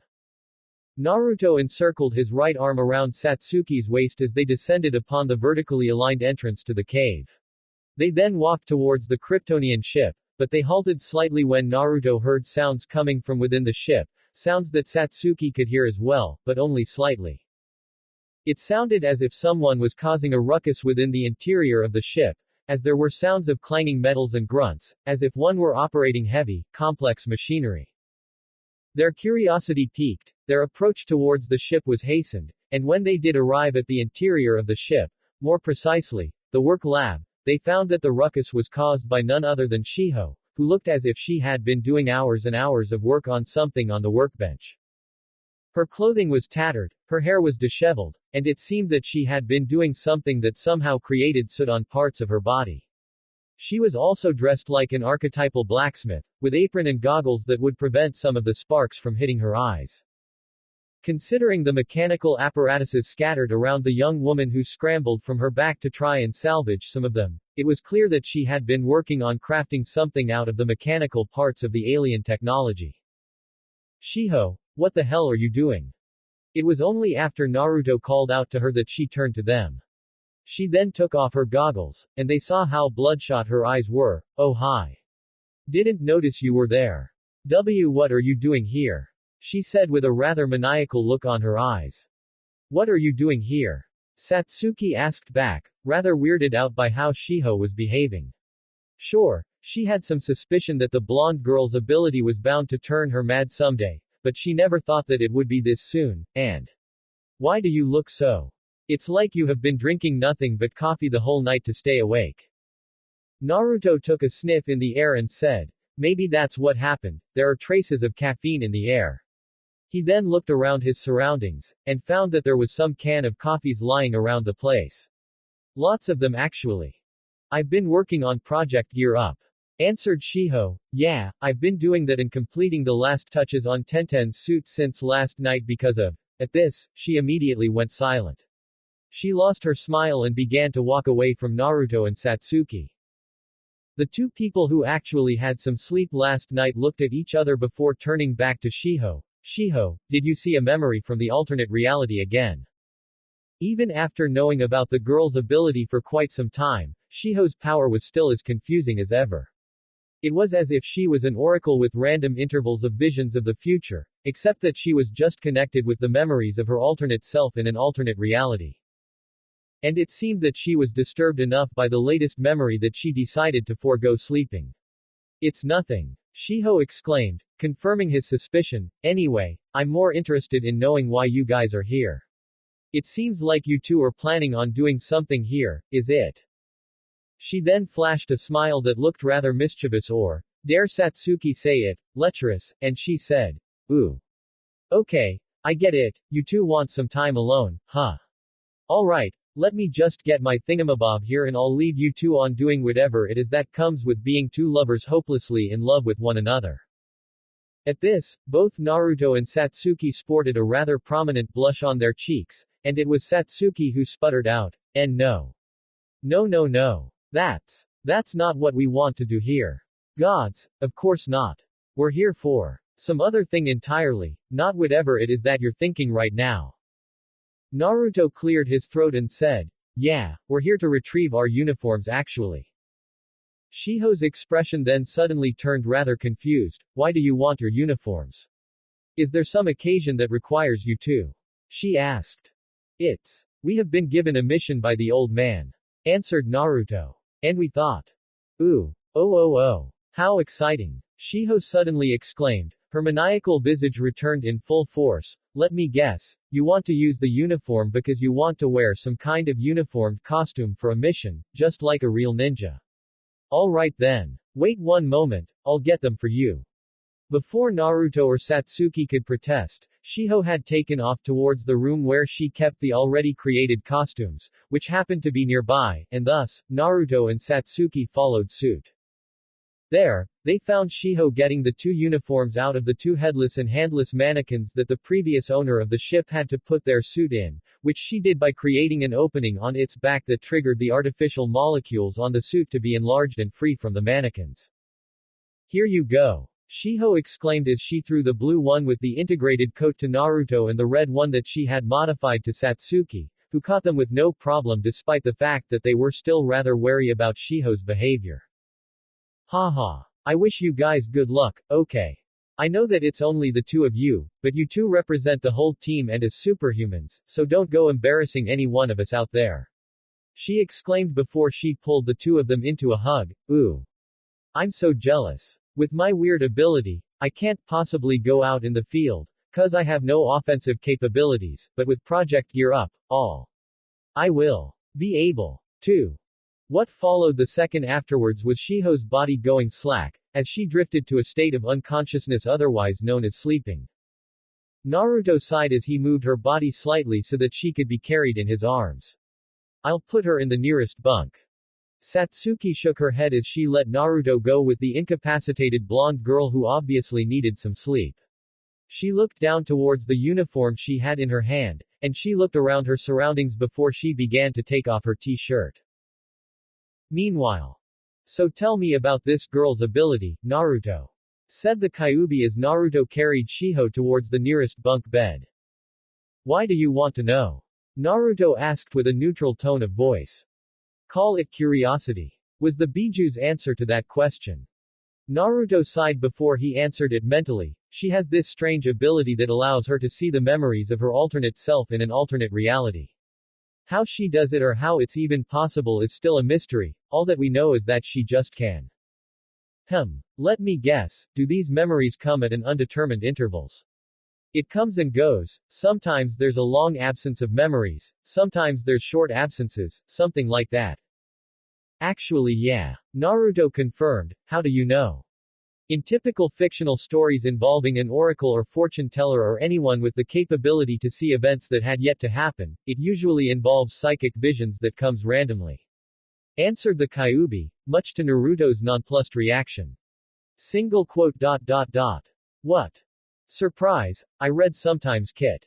When you've lived as long as I am, you tend to pick up certain hobbies that you could do when you're not imprisoned within the body of a human. Said the beast with a deadpan tone of voice. A simple question, how would you read books exactly? Can you alter your size or something? Change your appearance? I'm a being made solely out of energy, with no flimsy organs that could not contort or enlarge themselves. Of course I can shapeshift, Kit. The Kyuubi stated before its side, and in case you're curious, yes, I have a human form. It's perfectly normal looking mind you, no fox ears or tails visible, it wouldn't be much of a masquerade if I made them add them on my human form. At that, Naruto had to smile, there was something inherently funny about the idea of a Biju having a human form. Are you male or female?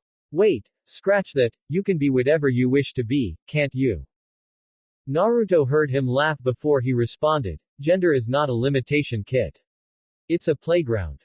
That actually made Naruto stop walking to think about the implication of his statement. But before he could delve too deep into that thought, he fiercely shook his head before turning to the bunk room that he just arrived at. The Kyuubi was actually silent as he went and gently placed Shiho on the bunk bed.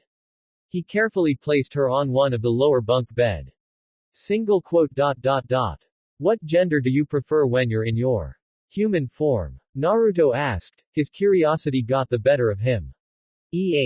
Whatever fancies me. Depending on the time and the circumstances of course, but I find it more fun to be a woman compared to being a man. Somehow, Naruto regretted asking that question, and so he opted to remain silent as he began to walk back to where Satsuki was. What, are you interested in seeing what that would look like Kit?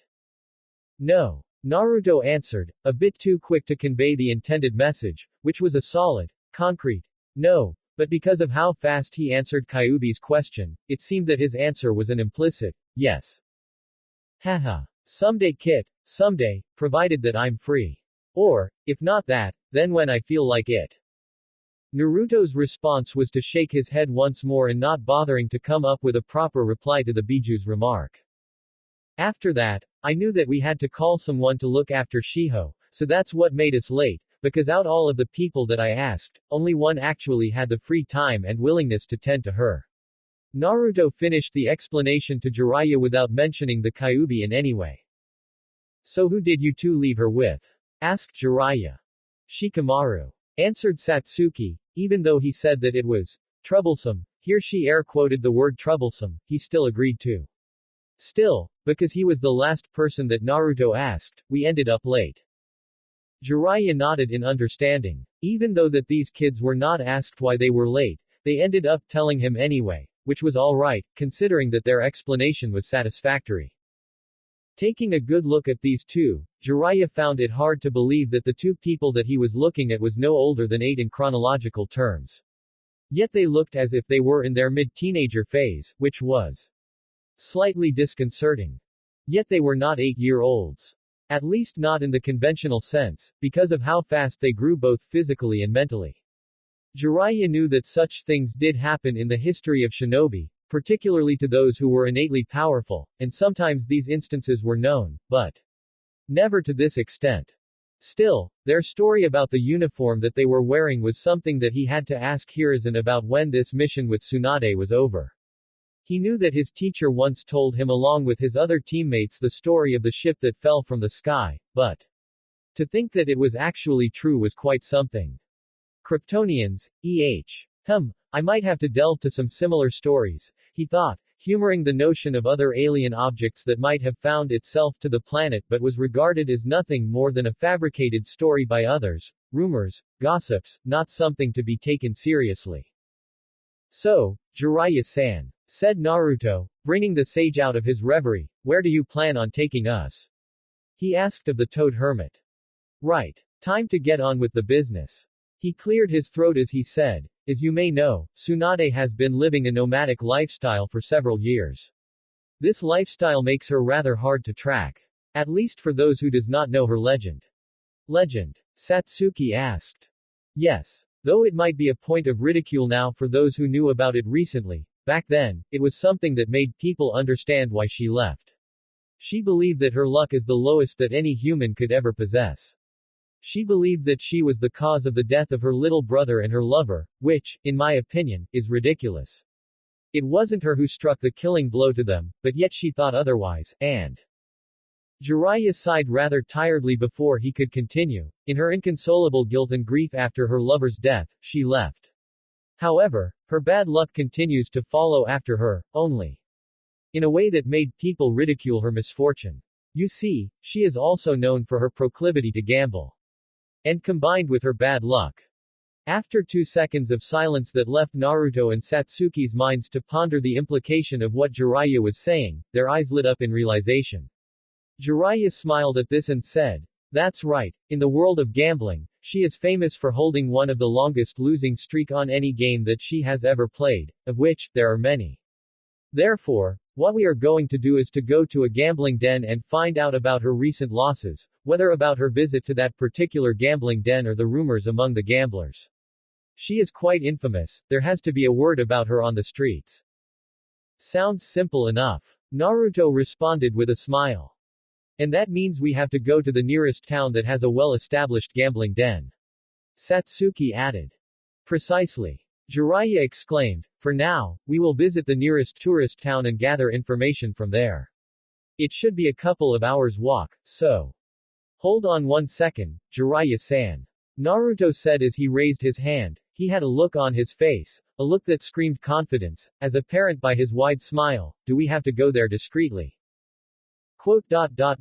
Well, I don't see any reason to, why do you ask? Jiraiya asked, curious about what the boy was about to suggest. If so, then why don't we fly? Naruto asked before he turned to Satsuki. You can carry him, right? He asked. Yeah, sure. I can do that, answered Satsuki with a nod. Tell us where you plan on going, Jiraiya-san. Jiraiya pondered on this offer for a minute.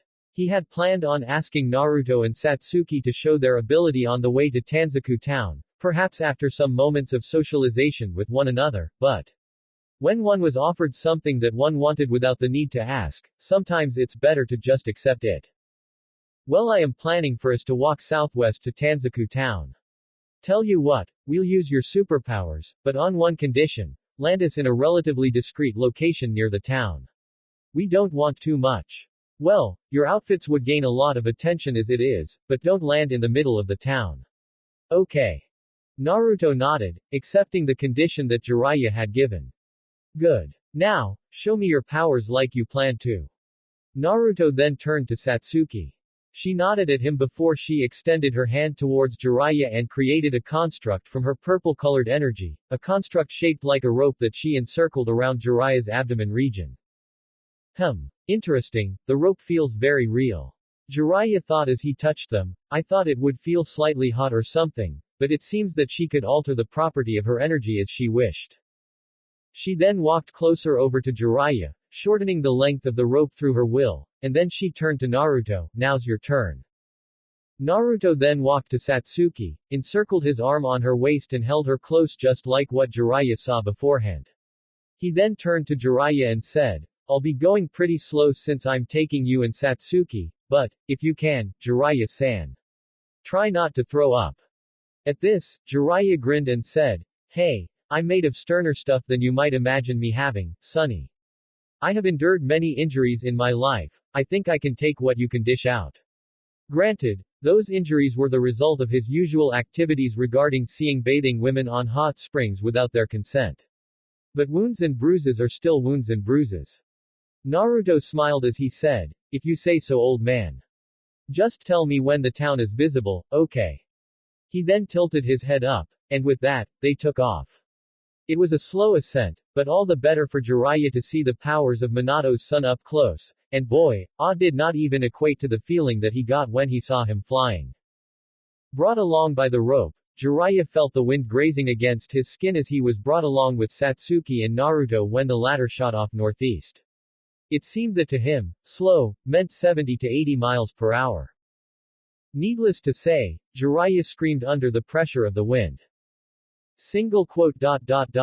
Where does that screaming sound came from? Hiruzen wondered if the sound of a distant screaming that he heard was real or not.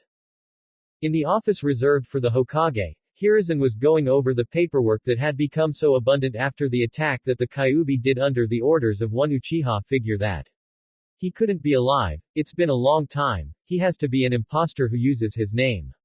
That name does carry a lot of weight. This Madara Uchiha, whoever he was really, was a figure that he needed to be careful for. How he could acquire the Kyuubi was something that bothered him, and that was why he had been trying to contact an old friend of his. But what bothered him was that he had not been responsive. He or his contacts. And he was beginning to fear the worst about his friend's safety. Curse him and his proclivity to make and maintain secrecy with a twisted, demented zest. The man named Danzo Shimura had been living in the shadows of the proverbial tree that represented Konoha, supporting them from the unseen, never to be seen, and content in the cold darkness. He was a brilliant man, but also ruthless. From the beginning, he rarely shared the idealism that Hiruzen had decided to uphold, courtesy of one of his teachers, Hashirama Senju. He was more practical, more purpose-driven, more militaristic, to the point where Hiruzen loathed him, but had to admire him, for he doubted that he could even come to the same level of thoughts that such a mind could produce. He was the necessary dark side. At least, during the first years of his tenure as a Hokage, he thought so, but lately, his movements had become rather suspicious, even for his standards. Thinking back on what happened 8 years ago, where he trusted him on that particular task, that important, necessary, but nevertheless demoralizing task, Hiruzen began to feel a little bit of regret. Where did you go wrong? Danzo. He wondered as he thought about their latest conversation with one another. Hiruzen recognized how their age had got to them. It physically affected both of them, but Hiruzen knew that one's mentality could also be affected by one's age, and it was what happened with his friend. He spoke of what Konoha should be like, and through the blood of the one that Hiruzen deemed worthy to become a symbol of hope, they would be able to usher a new age, one dominated by Konoha, unchallenged, unmatched, just like what they had always dreamed of. Danzo was not one to believe in the notion of peace. Even during his youth, he exhibited a crave for acknowledgement, and despite the fact that he willingly stayed in the shadows to deal with the dark side of the shinobi world, this crave lingered within him, and with his age, it festered, and changed it into a fixation. But it was no longer about acknowledgement. Instead, his fixation was about control. He had this obsessive desire to be in control of everything that he held, and there was something about this fixation that Hiruzen simply didn't like. Maybe it was because of the extent of his fixation, maybe it was because of the subject of his fixation, maybe it was because of how far he was planning to fulfill his desire for control to the point where his root division became very depraved, considering that he diminished the notion that the members were more than just tools for a supposed higher purpose. Even during the days where wars were done by clans hired by countries, the soldiers were considered human beings. While certainly at those days, they were considered expendable, but at the very least, they were recognized as humans and were given era-appropriate treatments that treated them as such, not just as tools, because an expendable soldier was better compared to a tool. Their falling out was, in retrospect, was something that he should have seen it coming. Two people with different ideals, even if they were friends, would have their beliefs and ideologies clash one day if they remained close and lived in an unfortunate world. Still, his incapability to contact him was rather disconcerting. Though he no longer counted Danzo as his friend, he still recognized the degree of his importance in Konoha as a shadowy figure that had the mind and the information that equaled that of an exceedingly competent information broker. Despite his warped mind, Danzo remained loyal to Konoha, to the village, and as such, Hiruzen allowed him to remain in operation on the condition that he disband Root, which he still had some doubts that he actually did it. He was hoping that Danzo could inform him of this Madara Uchiha figure, and if he couldn't, then he would commission some spies to pry for information. With such a problem, he wondered if Raikage's arrival in the near future was something that he could handle appropriately. On the subject on unexpected things that worried him, there were four. Firstly, it was the news of Raikage's arrival ranked as the first that troubled his mind the most, the second of which was Danzo's disappearance, the third was the Madara Uchiha problem, and the last was Naruto's absorption of Kyuubi. He had never dealt with so many confounding problems at once in his tenure as the Hokage before. The only moments that could rival this were when he was promoted by the Hokage through the second Hokage's death in the battlefield, where he had to deal with all the bureaucracy which he was not really prepared for, and he was helped by his teammates who became his advisors. The second one was when the fourth Hokage died fighting the Kyuubi, though that one was much easier because of the accumulated experience that he had received after years being the Hokage. Hiruzen could only plan accordingly in case one of these problems ended up turning for the worse. And hope for the best. That might not seem like much, but the old monkey had learned that the world he lived in rarely approved of a plan too elaborate and complicated. Jiraiya found himself in a rather unappealing position after they landed near a secluded spot near the town of Tanzaku. He was wheezing as he bowed slightly and placed his hands on his knees after the session of flight. Naruto and Satsuki, on the other hand, did not have any adverse reaction. Naruto looked rather guilty as he looked at Jiraiya. He scratched the back of his neck rather sheepishly and said, "So I guess we superhumans have some resistance to something that could get a normal human sick, huh?" Satsuki crossed her arms as she looked at Naruto with a faint smile on her face. "With you, it shouldn't be a surprise, but considering that I don't feel any sickness when my physique isn't as enhanced as yours, I guess that theory does have its merit." Still, his sickness could also be attributed to a genetic cause. You know, that he's not suited to flying of any kind. Naruto brought out another idea with a shrug. At this, Satsuki laughed and said, "But while one of them might be true, it still wouldn't help him, would it?" She asked rhetorically. True. Naruto conceded before he patted Jiraiya on the back. "Old man, are you okay now? I'm really sorry, you can throw up if it makes you feel any better." Jiraiya lifted his hand in an assuring manner, as if to say that he was okay and it would only take some time, but his lack of verbal response due to his wheezing indicated the opposite of his non-verbal gesture. Naruto sighed as he said, "Well, let's wait for a while then." "Ha! Never again." Jiraiya muttered as he held his right hand on his left chest, regretting on his acceptance on being a proverbial guinea pig to experience Naruto's power for himself. Until today, he didn't know that he could be attacked by nausea from flying. Though it was an eye-opening experience that made him know his body a little bit better, he didn't want to experience that again. Currently, the three of them had already passed the entrance of Tanzaku town and they found themselves amidst the people of the small but rather populous town. As expected, Naruto and Satsuki drawn the attention of those who saw their get-ups. "You know, while I don't want us to exactly go incognito, your costumes do expose ourselves," Jiraiya remarked to the two superhumans, "so first things first." Jiraiya's idea was to buy 2 large cloaks, complete with the hoodies, without sleeves that reached their ankles and covered their body save for their heads and a part of his neck. Their color was light brown and was designed for ninjas to use while they were in long-term missions to act as either warmers in cold climates or as protection from sun's glare in deserts. Still, for now, its purpose was to cover their peculiar-looking clothes. Their reaction was one of understanding, but they were somewhat bummed by it. They knew that they would stand out, but their decision to wear these uniforms was something that was made not only out of a sense of pride.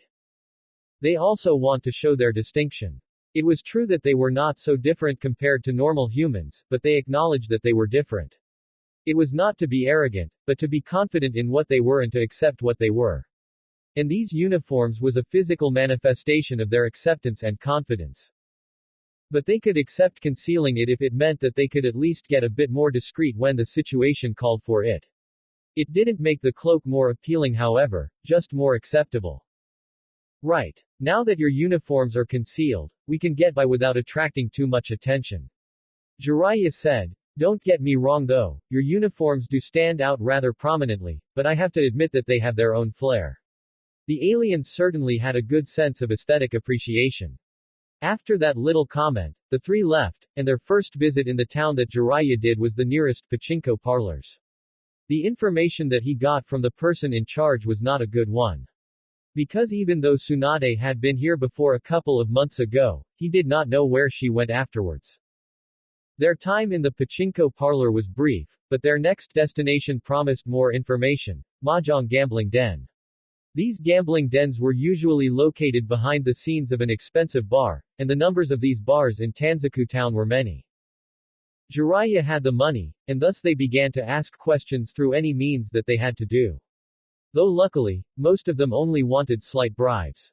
However, Jiraiya of the Sannin was a man of many means and resources, and if the information needed to be extorted by any means, then Jiraiya would do just that. Their information gathering then reached to another point when noon came. It was 30 minutes past 12 when Jiraiya, Satsuki and Naruto were gathered at the front of a 3-story hotel called the Humble Abode, after their latest venture to the nearest mahjong gambling den. Let's split up, said Jiraiya to the two young man and woman. We've been to most of the places that she would visit, and we know that she had been here, but we don't know where she went afterwards. I have several informants in this town, so I'll see what they know. You two scour the city and ask people if they have seen her, show them this. He then procured 2 medium-sized scrolls from his coat and gave them to Naruto and Satsuki. Opening the roll of paper, they saw that it contained a drawn and colored picture of one Tsunade of the Sannin. The picture might be decades old, but if my assumption is right, her face would still look like that. Jiraiya remarked. Because of a genjutsu she's placed on herself, I suppose. Satsuki asked as she looked at Jiraiya. I mean, she's supposed to be 50 years old, right? That seems kind of vain of her. Naruto remarked rather neutrally as he rolled back the scroll. Hey, don't get her wrong. Jiraiya defended her. She might be more than 50 years old, but even without that genjutsu, she would still look as youthful as she looked in her early 30s. It's in her blood after all. What he said was true to an extent. After all, being the granddaughter of one Mito Uzumaki meant that she too shared the blood of the clan that was known for their members' remarkable longevity, even if the DNA responsible was mixed with the DNA of other clans. Anyway, here's some money, use it wisely and don't spend too much of it. Jiraiya said as he gave them a medium-sized pouch containing some ryu, more than enough for lunch and some other things. We'll meet back here at 7, I'll book some rooms for the 3 of us to stay for the night. Good luck you two. With that, Jiraiya entered the small hotel and went to the receptionist.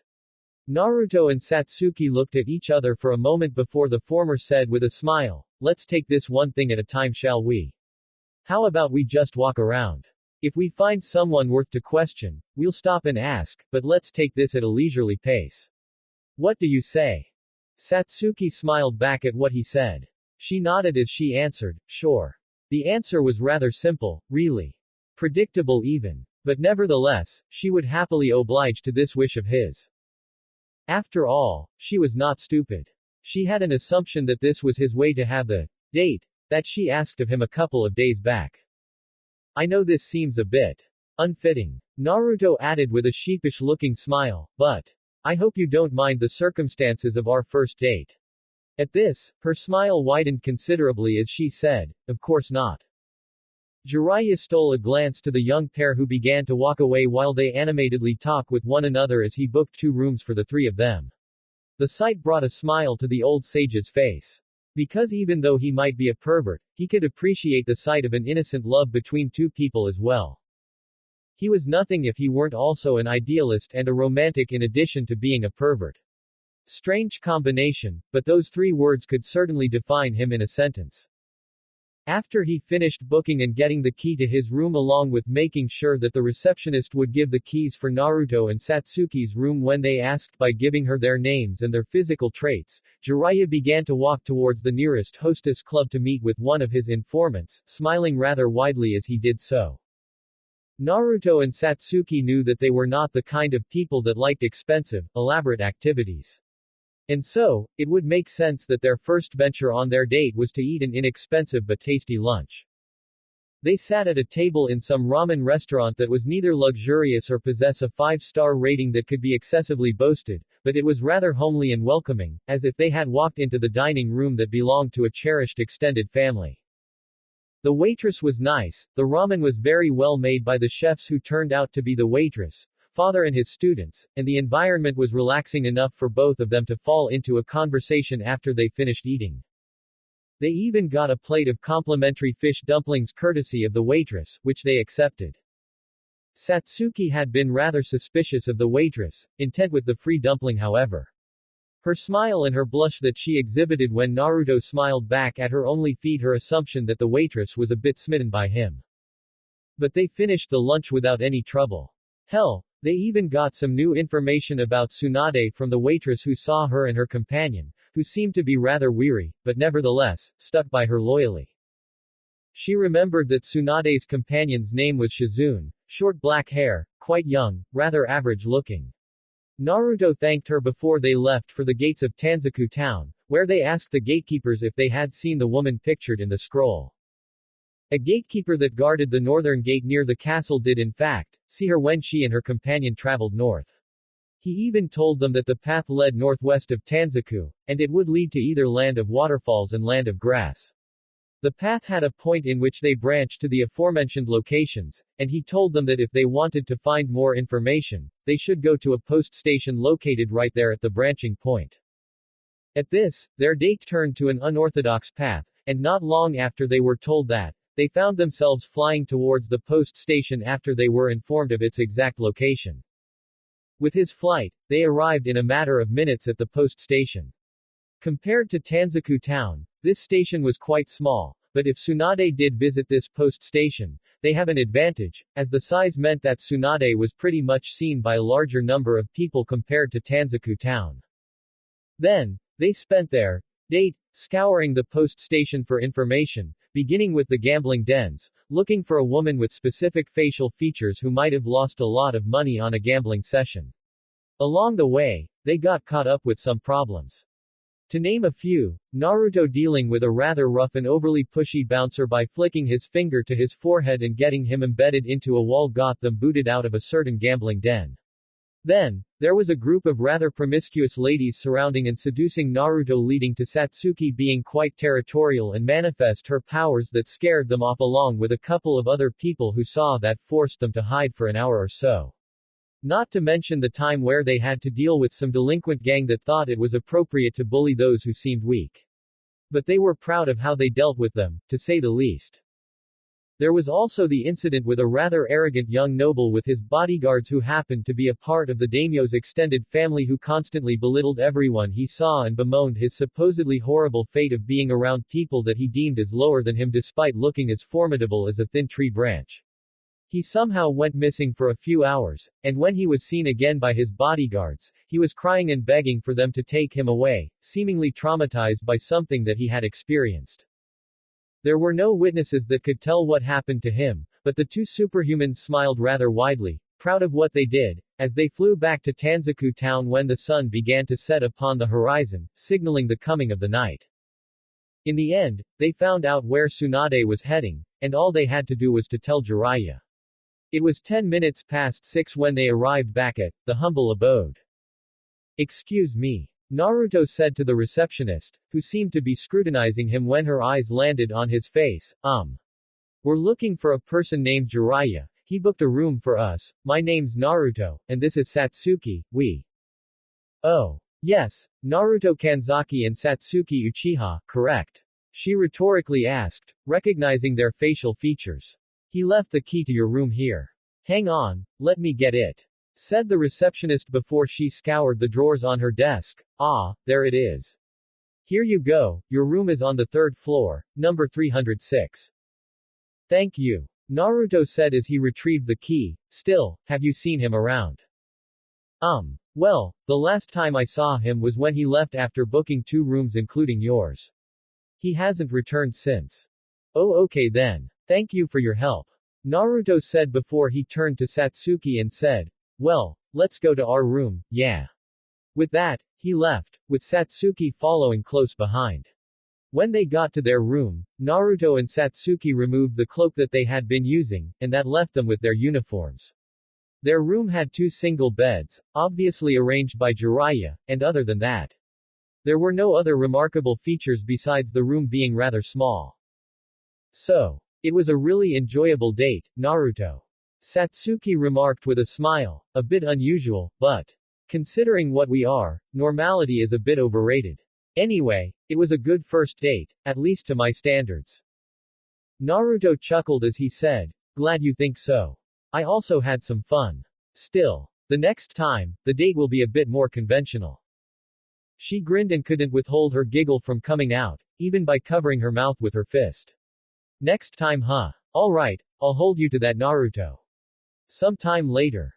From the shadows of an alleyway near the humble abode, a pair of narrow dark brown eyes looked towards the hotel with scrutinizing, angry gaze. The eyes belonged to a young woman with bright red hair and a scowl that seemed to be stuck on her face. Naruto and Satsuki got her attention from the moment they stepped to the post station northern side of Tanzaku town. They might not know it, but there were a few number of people who saw them landing a few hundred meters away from the post station, and the one person that was bothered enough to actually want to see them was her. She followed them from afar when they were at the post station, seeing the things that they did when they were there, which was quite a lot, and continued to follow them still when they flew southward just as the sun began to set. It had been at least an hour since, and she just arrived at the town, asking people left and right if they had seen a young man with bright blonde hair and 3 pairs of whiskers on his cheeks, which was easy, considering that such physical features would make one stand out in a crowd and thus more recognizable and easier to remember. Now that she was here, she was at a loss as to what she should do next. On one hand, she wanted to approach them, tell them what she was, and ask them if they were like her, which was likely, considering the skills that they possessed.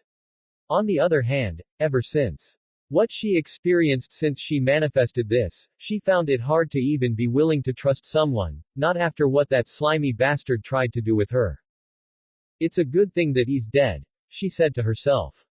Every thought of that disgusting snake made her shake out of fury and disgust. For years, he experimented on him after figuring out that she was different, along with so many others whom he collected when they were at an early age. She only managed to break free a couple of months ago, when someone broke into one of the snake's bases and unwittingly giving her the chance to escape. She didn't know why those people destroyed that base, all that she was concerned of was her freedom. But even with her greater degree of freedom compared to the times when she was held captive, she was still wary of people in general. Not to mention that she wanted some answers as to why she got this power of hers in the first place, why she was different enough that it warranted the attention of those who wished to extract any kind of information on her body that left her traumatized because of their lack of moral restraint. These 2 people were the same as her. And questions were aplenty. Meanwhile, on an undisclosed location beneath the earth, the sound of a person gasping out of a desperate need of air echoed throughout the dark chamber reserved for this certain person.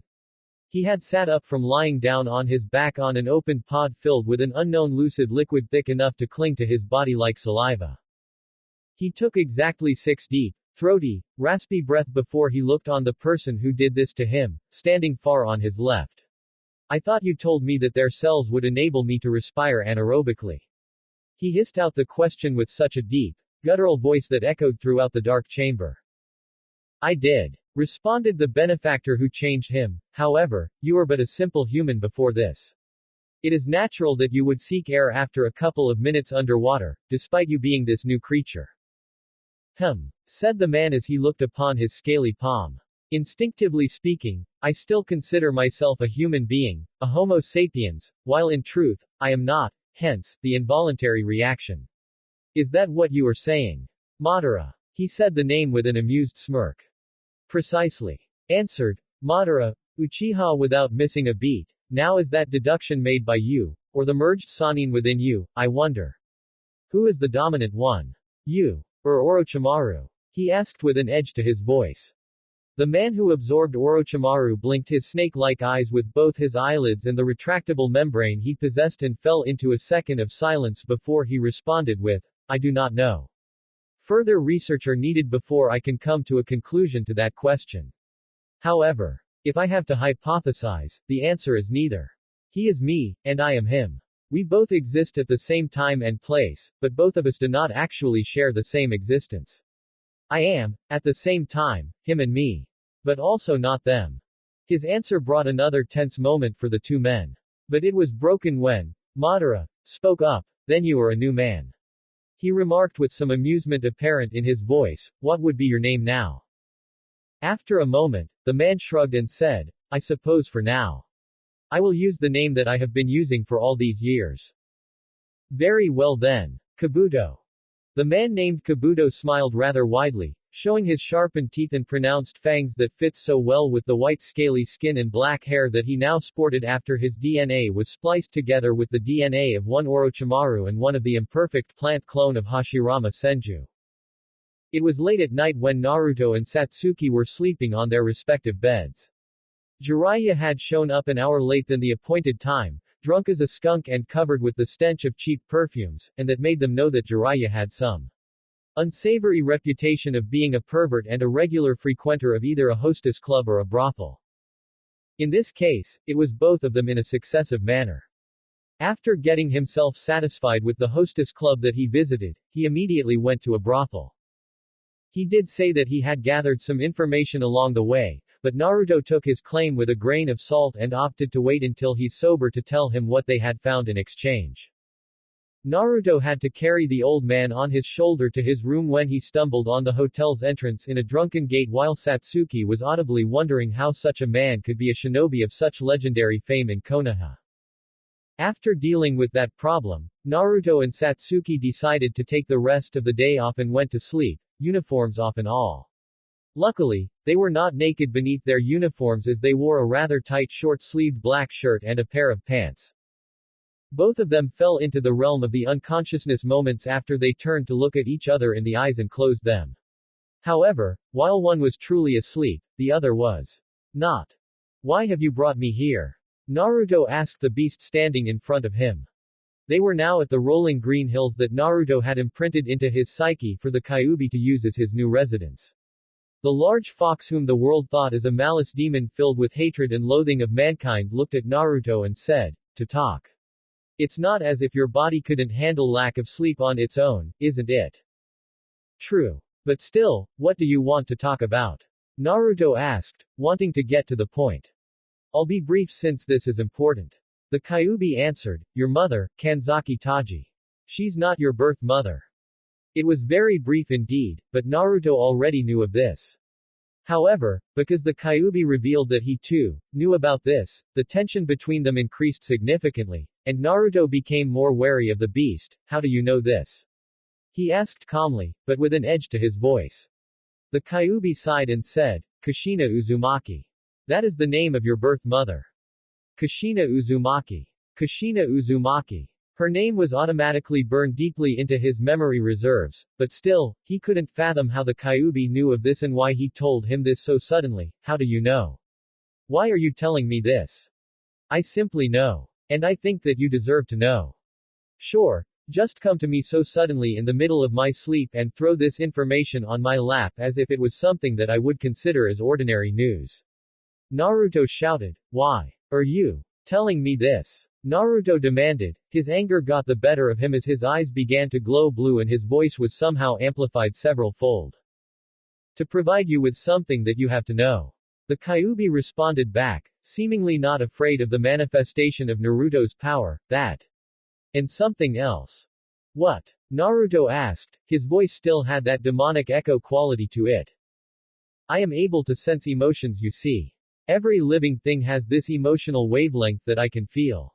Each one of them is unique, and I can identify them if I have been exposed to it long enough, such as yours and the young Uchiha girls. Explained the Kyuubi, and right now, in your room, there are 3 unique wavelengths. The implication was not lost on Naruto. A stranger was in the same room as him and Satsuki at this very moment, a stranger which he did not know whether they were hostile or friendly. He closed his eyes and with that, he left his psyche. That left the Kyuubi alone once more to his own mind. You deserve to know, Kit.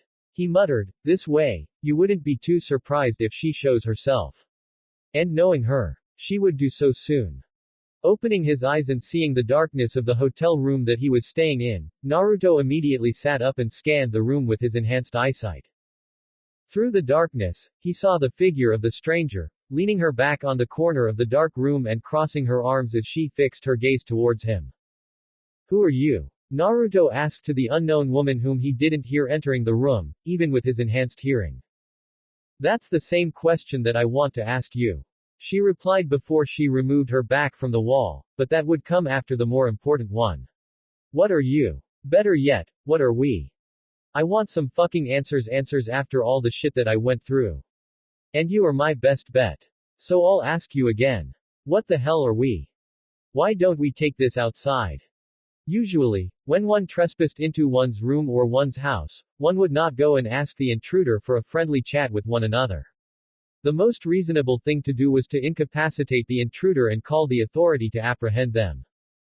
But considering that the purpose that the intruder wanted to achieve with intruding his hotel room was not to harm them in any way or take their valued belongings, which they did not bring with them on this journey, Naruto was willing to answer her question. What are we? The tone of her voice when she asked that was filled with desperation, which she believed he could allay. But nevertheless, the situation in which she perpetrated by breaking and entering was not an ideal situation in which one would like to found themselves in if one wanted a civil conversation, and so he took her outside, wearing his uniform while abandoning the cloak altogether.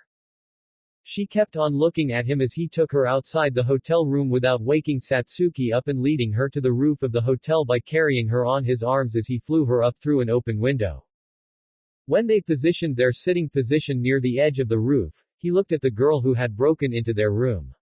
She was quite tall, perhaps just an inch shorter than Satsuki, had long messy red hair, a pair of brown eyes that had a sharp, hardened gaze, similar to the intensity of an eagle's eyes, and a face that seemed to be stuck in a state of perpetual frowning. She wore a rather plain short-sleeved gray shirt that seemed to be one size too big for her and a pair of black trousers that was also a size too big for her, but from what he could see with his enhanced eyes, she did not look malnourished. Then out of the two of them, Naruto was the one who broke the ice after a minute of silence. Before I answer your question, allow me to ask one first. He said as he looked at the redhead, can you show me your superpower? At this, the girl's brow furrowed and she said, superpower. The hell is that? Naruto sighed and responded with floating in the air a few feet above her, this is a superpower. One of the few that I have. Considering that your question asks about what we are, I'm assuming that you have this innate ability that no other people could do, not even shinobi. If you want my answer, then you have to show me first. That was the condition that he set for her. A condition which she begrudgingly accepted, and prompted her to look at him and nodded in response. Okay then. This is my superpower. The girl did not speak through her mouth when she said those words as she didn't even move her lips nor her tongue. Understandably, Naruto got rather spooked. At first, he thought that her power was similar to Ino's, but no, he could not feel the presence of another mind entering his, yet he could hear her voice. Why? What was her power exactly? I can hear her speaking. But not through my mind. I heard her speaking in my ears instead of it coming from within. Oh. Naruto's mind came to the conclusion that you can manipulate sound. The girl grinned and then, he heard her voice again in his ears, well, that was fast of you. Looks like you're not just some guy whose good looks hide his dumb mind. So that's how she infiltrated our room. Naruto thought to himself, realizing the extent of her power and her ability to control it, and came to the conclusion that made the most sense. After all, he would have heard her coming in if not for that. Then her expression soured a bit after that as she went on to say, through her power, now's the part where you tell me what we are. Naruto nodded as he went down and sat beside her on the edge of the roof. If you want a designation to identify ourselves, you can call us superhumans. He answered the first question that she asked. We have these abilities because of how our chakra manifest themselves, causing us to have different abilities outside the scope of any jutsu. The main difference between the two is, well, let me put it this way, superpower is a talent while jutsu is something you learn. Sure, you have to improve your talent to make them more potent, but it is something that we already have before we learn of its existence or train them. The girl seemed to be digesting the newfound information as she crossed her arms together and scrunched her face in what appeared to be her concentrating face. I see. What makes us this way? She asked again. Naruto also knew the answer to that question, and so, without missing a beat, he answered her, a genetic anomaly, an X factor in our genes that made our chakra manifest differently. Then something lit up in his mind and he shrugged as he said, an X gene if you will. Okay. While that does answer my question in one way, what I meant was our difference engineered in a way? Or did this just occur naturally? She elaborated her previous question. Now that was a question in which he did not know the right answer to. He had never thought about the possibility that their powers was the result of someone's machination, just that they happened to become this way. True to his thoughts, his answer to the girl was, I do not know. In fact, I never thought about it that way. Still, if it were someone's plan, assuming that he did this to fulfill some kind of purpose that would only benefit him, then I would assume that we wouldn't be in this position right now. We could be treated like lab rats in some secret laboratory instead of being free. Her expression fell into one of despair and anger when he mentioned the word, lab rat. She suddenly hugged herself as if she had gotten cold. Naruto did not miss this, and after a few seconds of tense silence, Naruto realized why her mood suddenly changed. Someone experimented on you? He asked, rendered aghast by this. Though she did not provide a verbal response, when she bit her lip and tightened her grip on her own arms, Naruto got his answer. He felt his anger rose at this, but more than that, he sympathized with the girl, and regretted his unwittingly insensitive remark, I'm so sorry. Really I am, if I had known. It doesn't matter. She retorted rather sharply, besides, you're right, the guy who experimented on me did so because he was curious, he didn't know what made me this way and so he did what he did. He tried to put his hand on her shoulder in a comforting gesture, but when she pushed his hand away, he accepted it. There was another moment of silence before he asked, didn't he tell you what you really are with what he gathered? At this, she scoffed and answered, hey. If he knew something, he didn't tell me anything about it. I was kept at a dark dungeon for years and years, and the only times when I am brought out of it was when I have to be experimented some more. I know why he did those things to me, but he never told me anything. As if he considered me an animal, a guinea pig. The sheer inhumanity of this man really made Naruto angry. Do you know his name? The question was asked with such burning purpose that the girl couldn't help but to look at him with a degree of wariness. Orochimaru. She answered, the name of the madman whom she had frequently seen clad in the shadows during the times when she was nothing but a subject of experiment. With that, Naruto got himself another name that he would commit to his long-term memory. Are there more of us being held by him? He asked her. There were some people I think. Some like me, some not. Tayuya answered, I think the latter were there to be experimented with the DNA of the former. I don't know what the fuck happened to the other. Superhumans, I escaped alone when my cell was infiltrated and destroyed. Destroyed? He asked, wanting the girl to elaborate a bit further. Yeah, destroyed. I don't know who did it, but I assume that whoever it was, they wanted to retrieve the snake bastard's research notes. Considering what I am, I was afraid that they would further their experiments on me so I bailed. She answered, after that I drifted here and there, trying to find food to eat and water to drink while constantly on the move and keep to myself so that the chances of me being discovered would be low. Basically, I stole a lot of shit from a lot of people.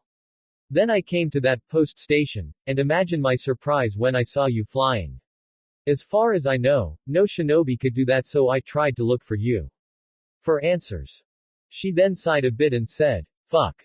You know, even though I now know why I'm this way, even though you answered my questions, it doesn't really fulfill anything. I don't even feel less empty. The fuck is wrong with me? She wondered out loud. Looking at the girl covering her face with her palm as she tried to suppress her emotions, Naruto decided to speak up, maybe because you thought that it would free you somehow. He said. She looked at him with such a gaze that just conveyed how she wanted him to continue to speak. So he did, you thought that knowing what to call yourself would enlighten you. To a degree, it did, but not to the degree that you wished it would fulfill. You are still bound by something else. Something that the knowledge of being a superhuman couldn't break. Really? She asked with her powers, what is it exactly? Enlighten me. Her power conveyed the tone of her voice so perfectly, and he could see not just how amused she was, but also how she wanted him to answer. The desire for security. Naruto answered, you have always felt like you were being chased ever since you broke yourself free from the grasp of this Orochimaru, and you unwittingly seek some sense of security in your life, but knowing what you are does not give you that, and that's why you feel nothing even after knowing it.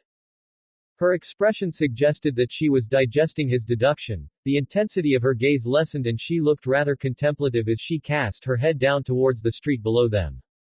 And maybe, I can provide you with that. Naruto said to her after a minute, prompting her to swiftly turn her head to him, first things first. Looking at the sleeping figure in front of him, especially with how he seemed to be drooling, Naruto had to ask something to a figure he never thought he would converse about this particular subject. Can you use your energy to quickly dispel sleeplessness and hangover, Kyuubi? What a great question to ask an entity of pure destruction, Naruto. Especially after what it just told you. Was Kyuubi's cheeky reply. While the answer is yes, to apply such a feature using my energy requires you to link not only your mind to mine, but my very being to yours. It's a different thing entirely from what we have right now, and once you trigger it, you and I will be more connected than before. Is that what you want, Kit? Considering that the man would be affected by a massive hangover should he decided to wake him up forcibly, Naruto wanted him to be bereft of the headaches and drowsiness that would accompany an extensive time of alcohol drinking due to the topic that he wanted to discuss with the sage. However, with the Kyuubi making it sound as if this was not something that he should take lightly, Naruto was a bit hesitant. Would it have any negative impacts on both of us? Well, firstly, the connection between us two would be extended beyond the mental one that we already have, innuendo not intended. The Kyuubi began, I will affect you as much as you will affect me, especially since the seal that your body made will be made more lenient, enabling us to share, so to speak. Naruto sighed before he rubbed the bridge of his nose in slight frustration. Alright, just put that thought in the back burner and let's try this differently for now. He then shook Jiraiya a bit in an attempt to wake him up, but he didn't, as he kept on snoring and drooling. He then tried to pat his cheeks slightly, but even that only fazed him a bit. Let me try, said the girl as she walked to the sleeping man and placed her finger on his left ear. Naruto winced as he knew what she was about to do. Jiraiya's head then shook before he sat up rather abruptly and screamed a little bit as he covered his left ear with both hands. He then calmed down a bit, but due to how he was breathing heavily, it was apparent that he was still in shock. Then, he looked at the figures of Naruto and the red-headed girl whom he haven't met yet. What was that? Who the hell screamed in my ear? Sorry, said the red-headed girl with a smile that undermined the authenticity of her apology. And who are you? Jiraiya asked as he pointed to the girl. She's a friend. A fellow superhuman. Naruto answered in her stead, and she's been on the run ever since she escaped the experiments conducted by the one named Orochimaru. That sentence made Jiraiya more aware. He then tried to stand, but the moment he did, he wobbled because of the large intake of alcohol that he took only a couple of hours ago. So, what's it going to be, Kit? Should we proceed or not? Naruto sighed as he then approached Jiraiya with his hands extended, deciding to trust the beast within him. Due to his current status, Jiraiya could only rub his head and clench his eyes shut as he tried to quell his massive disorientation caused by his hangover. The blonde then placed his right hand on the right side of Jiraiya's forehead while placing his left hand on his left chest, right above his heart. He then closed his eyes, and mentally, he said this to the Kyuubi, "Now what should I do? Let me out." The Kyuubi's reply was rather simple and direct. "Focus on our mental connection and imagine that I have been put under multiple collars, which is what the seal actually is, and break one of them." Okay. By the way, I want to talk about why you know of my adoption later. Especially about your relationship with my birth mother. Naruto said to the beast. Kyuubi was somewhat impressed. He knew that Naruto had deduced the reason why Kyuubi knew of his adoption. It was not because he knew he was adopted in the first place, but it was because he knew his birth mother on a somewhat personal level, and thus, he knew that the one that Naruto called mother was not the one who gave birth to him. We'll have words, Kit, I assure you. Alright then. Well, let's begin. The moment Naruto finished saying that, Naruto focused the mental connection between him and the beast before he visualized the seal as leashes that bound the Kyuubi by his neck, his feet, and his tails. The imagery disheartened him somewhat, but nevertheless, he continued to solidify the image within his mind. Then, he imagined the leash connected to Kyuubi's neck being released, and with that, he felt the beast's energy coursing through him through his chakra circulatory system. He kept it under his control and channeled this energy to his hands, where it went through to Jiraiya's brain and heart and cleaning his body from the aftereffects of the alcohol by burning the alcohol in his system. After half a minute, Jiraiya pushed Naruto away and stepped back a bit as he rubbed his eyes. It took a minute more before he opened his eyes out of shock, since his hangover effects was now gone somehow. Wah! What the H? How did you do that, Naruto? Jiraiya asked the young man. I figured it out. Naruto answered with a shrug, as there was no way that he would tell him that it was because of the Kyuubi, at least not yet. Okay, I did that because I want you to meet. Ah. At this, the girl chuckled slightly and said this to him using her power, my name's Tayuya. Forgot to ask me that, didn't you? Tayuya. Her name's Tayuya. Naruto said to Jiraiya, and what I want to talk to you about is an arrangement for her inclusion to the team. When Hiruzen woke up on 4 a.m. this morning on his house, there were many things that he expected. But one thing that he did not expect was to see one of the toad summons sent by Jiraiya to deliver a message. This toad will reverse summon us to your office, there's something that we need to discuss. The possibility that they had already found Tsunade was too optimistic to be the case. Still, whatever this was, Jiraiya must be thinking that this was important enough for them to discuss. Therefore, he immediately went to his office along with the toad sent by Jiraiya as fast as he could. After the toad performed the hand seals required, he then slammed his palm on the floor of Hiruzen's office with the reverse summoning technique. In a puff of smoke, there were now 3 other people in Hiruzen's office, Jiraiya, Naruto, and a red-headed girl whom he did not know. Jiraiya, Naruto. I suppose that your discussion has something to do with the young woman here. He deduced as much. It is. Jiraiya answered, Sensei, meet Tayuya. She's one of these superhuman people and she had some information regarding Orochimaru. The conversation that followed after that introduction was filled with many questions from Hiruzen. Mainly about what she knew of Orochimaru's experiments, considering that she was subjected to one of them in his attempt to figure out what makes her tick. Naruto, ever the listener, got the information of who this Orochimaru was. Basically, he was once a teammate of Jiraiya, Hiruzen's pupil, and a traitor to the village due to his approach in scientific inquiries which he felt did not require the limitations that Hiruzen enforced. Basically, he was a mad scientist who possessed questionable morality that made him think that to have a substantial scientific progress, one must not think too much on those pesky morality that would always get in the way. When Tayuya mentioned that she managed to escape because of an attack at the lab in which she had been kept, Hiruzen asked her to identify the attacker, which she did not know, as she was lucky enough not to be caught in the crossfire that happened when the attacker and Orochimaru's loyal goons fought. Then lastly, Hiruzen asked what her superpower was. And she responded by an answer that their ears could hear, but they could not see her actually speaking the words. Basically, I can manipulate sound.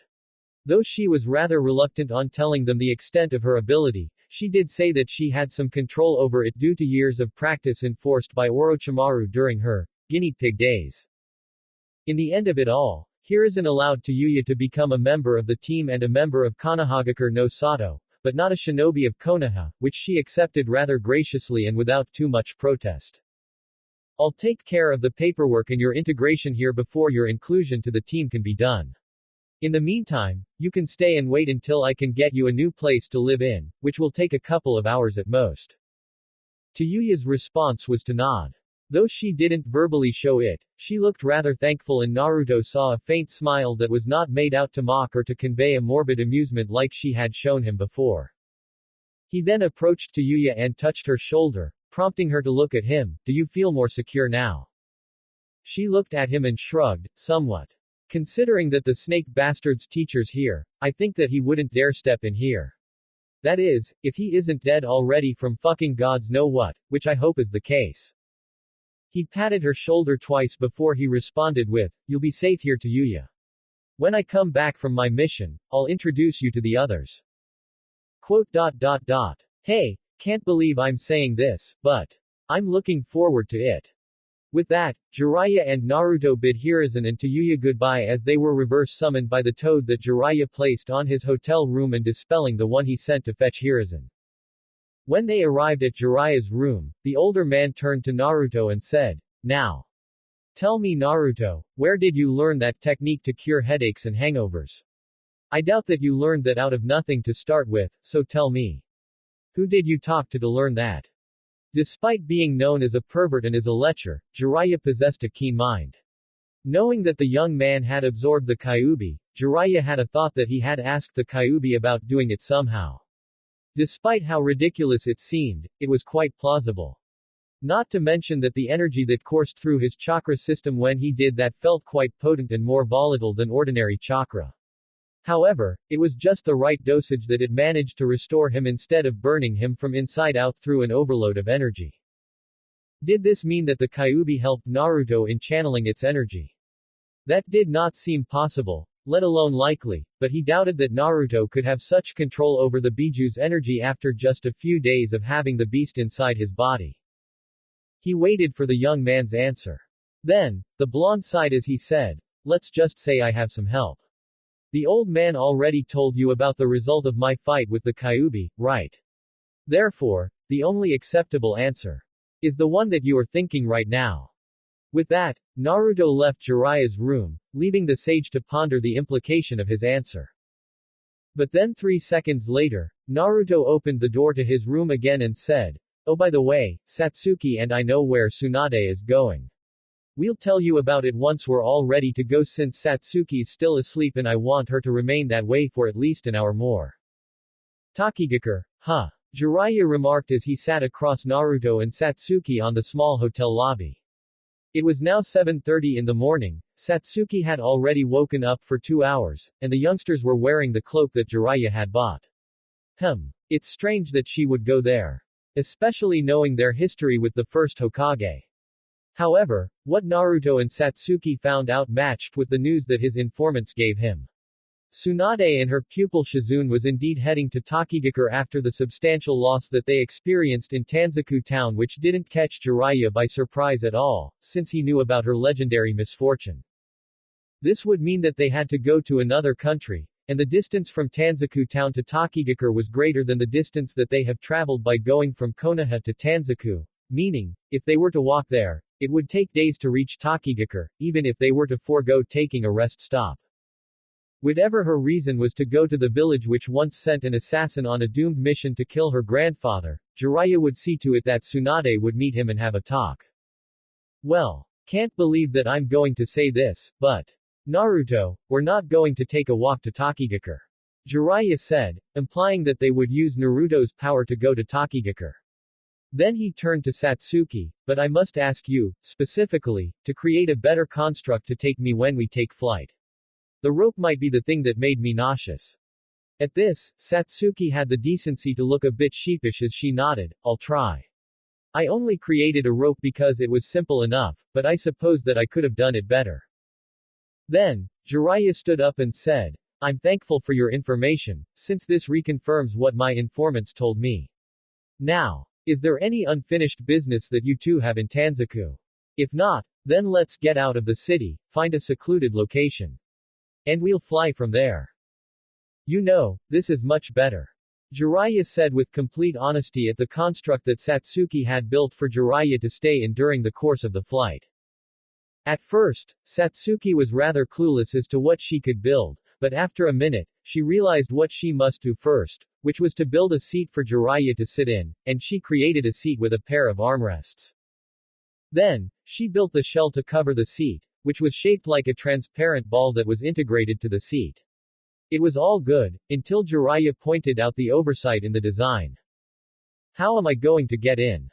What she had forgotten to create was a door for a person to enter. However, that was a problem that she easily fixed, considering that her constructs were as formidable as they were easy to manipulate by the caster, which was Satsuki. Though he was a bit wary, Jiraiya stepped in, sat on the chair, and then they went off north, towards Takigakure at an acceptable speed. For Naruto. Which meant that they were traveling at least 100 miles per hour. Looking at Satsuki, Jiraiya could see that she wasn't really affected by the velocity of the flight. Her eyes didn't even flutter, even when she no doubt felt the force of the harsh wind directly hitting her. Perhaps there's some validity in their theory that a superhuman possesses some degree of enhanced durability, even if it weren't at the same level that Naruto possesses. Jiraiya thought, taking mental notes to the things that he had seen from the few superhumans that he know of.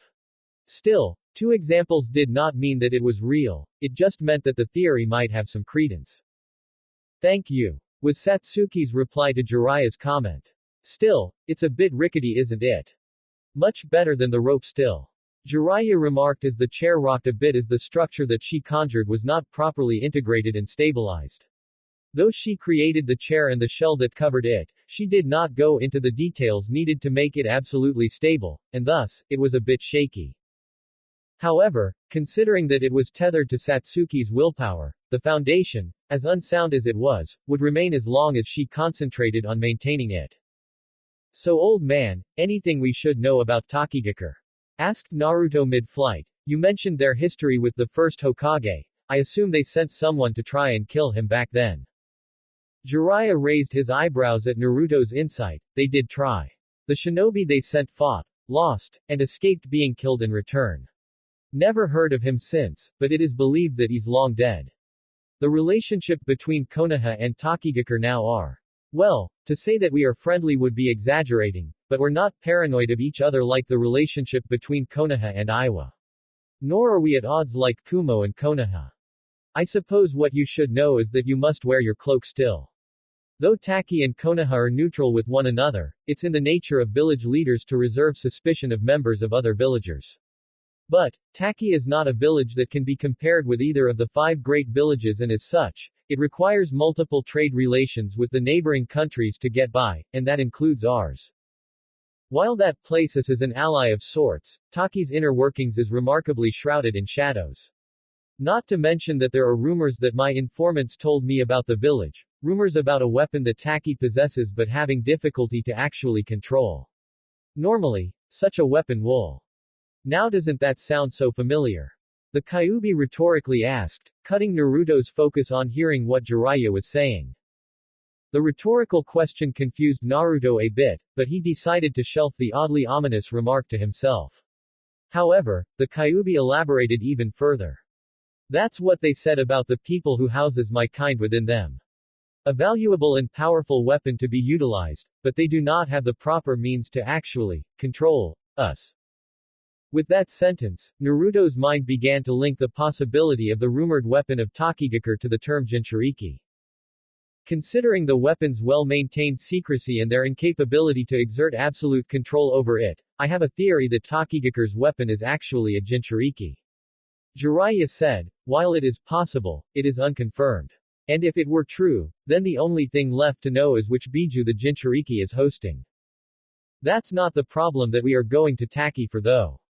Satsuki remarked with a neutral tone of voice, but it seems that you also want to find out about the authenticity of this theory too, Jiraiya-san. Am I right in my assumption? Jiraiya merely smirked at the young Uchiha heiress and answered, I am a man with healthy curiosity and the resources to find what I want to know, Missy. Naruto chuckled before he came up with a quick reply, you could say the actual words you know. Well, forgive me, I have the tendency to be a bit dramatic sometimes. Jiraiya admitted, I guess that comes with being a writer. He offhandedly remarked. Really? You're a writer? Naruto asked, somewhat surprised by his remark. Well, yes. Jiraiya proudly stated, but my works might not be known to you, so I am not surprised if you didn't know. Why, do you wrote some adult novels that are smutty? Satsuki asked with a somewhat piercing glare that she directed to him. How do you know that? Jiraiya asked, rather shocked that the young Uchiha girl somehow knew the genre of the novels that he had written. After all, she didn't expect them to be exposed to such pieces of literature considering their chronological age.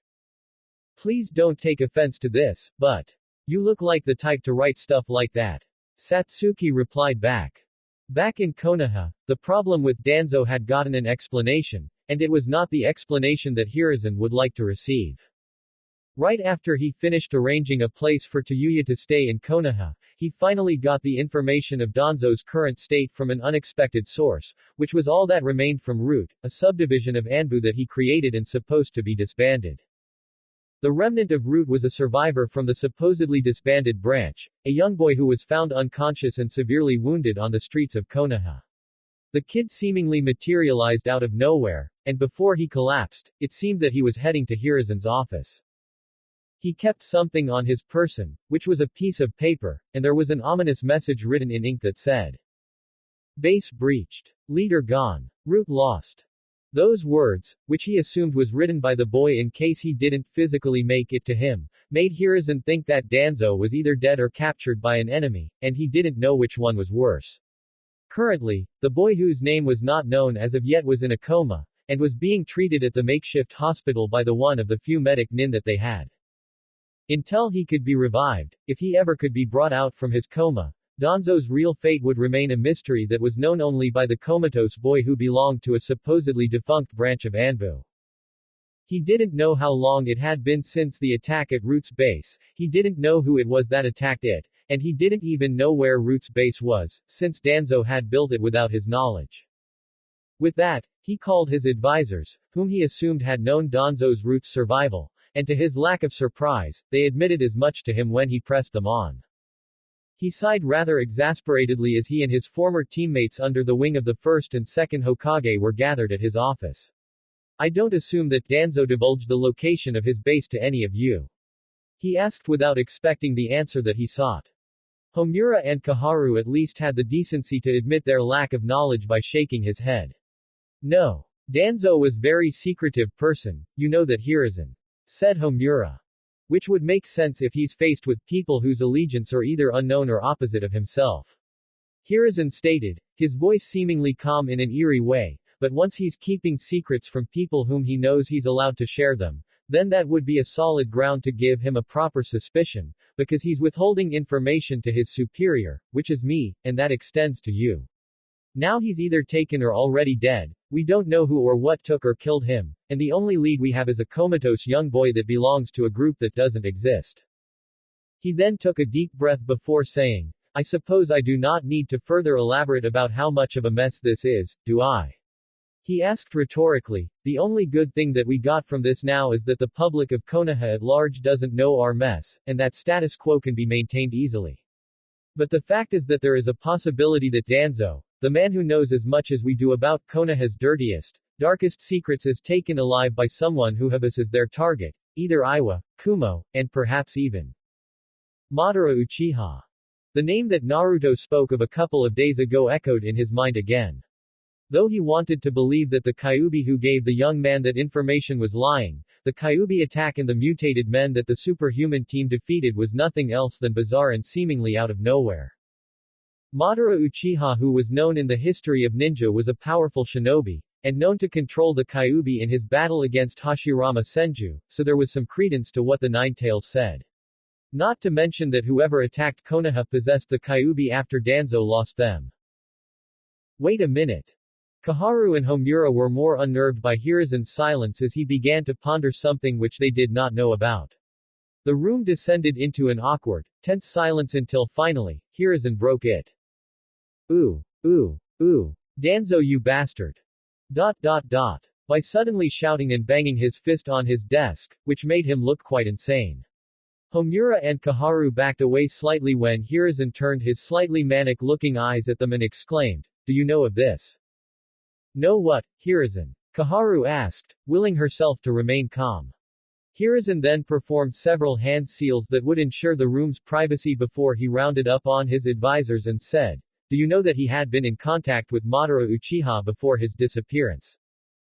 Before either of them could answer, Hiruzen felt that someone was trying to get in, and rather frustratedly, he dispelled the privacy seals with the required hand seals. "Who is it?" he yelled rather harshly. Instead of answering through the closed door, the door was opened, and they saw that it was an out-of-breath Kunoichi who is tasked to monitor the traffic of the messenger birds. She carried a scroll on her hand, a piece of letter that seemed to be sent for the Hokage. "Hokage-sama, news from Kumogakure. It's from the Raikage."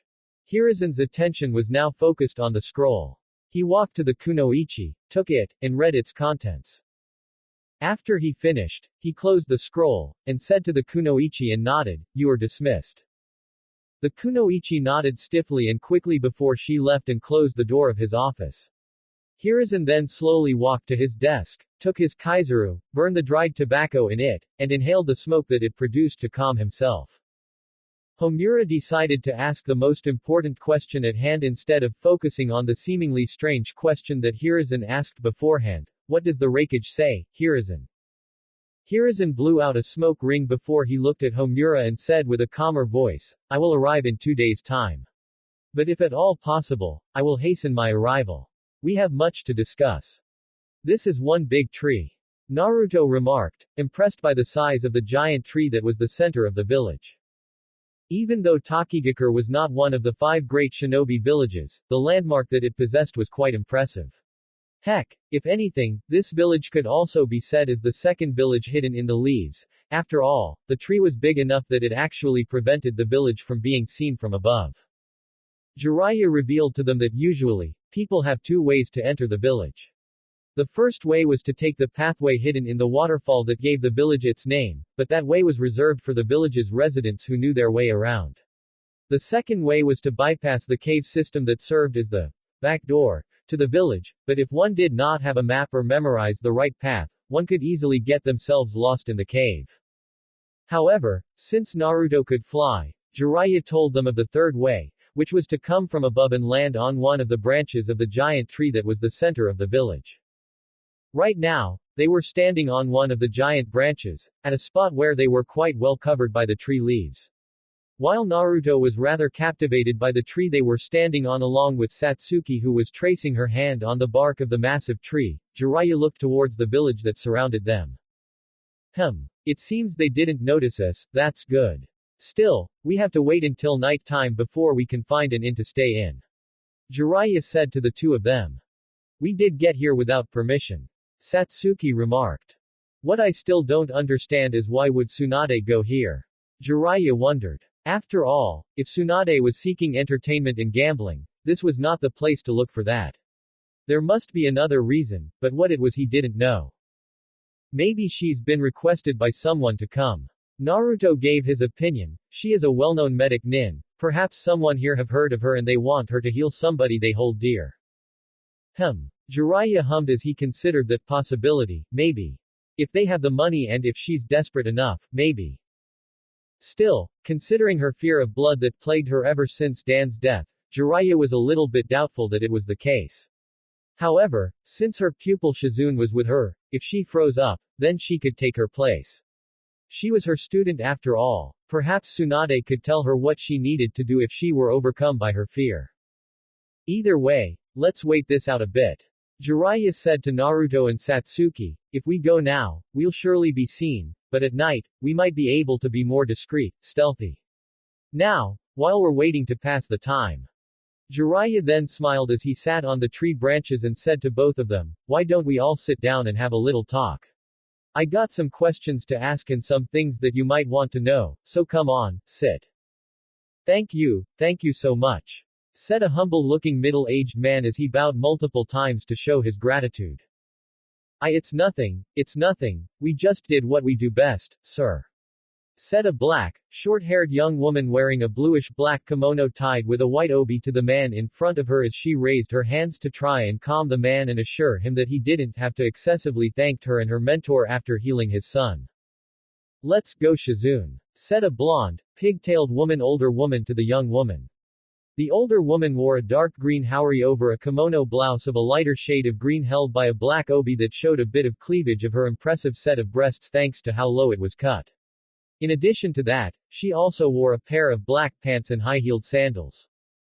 Why yes Tsunade-sama, Shizune said to the older woman, sensing that the blonde woman was rather disconcerted, which Shizune completely understood, considering her mentor's crippling fear of blood that almost made her fail the request.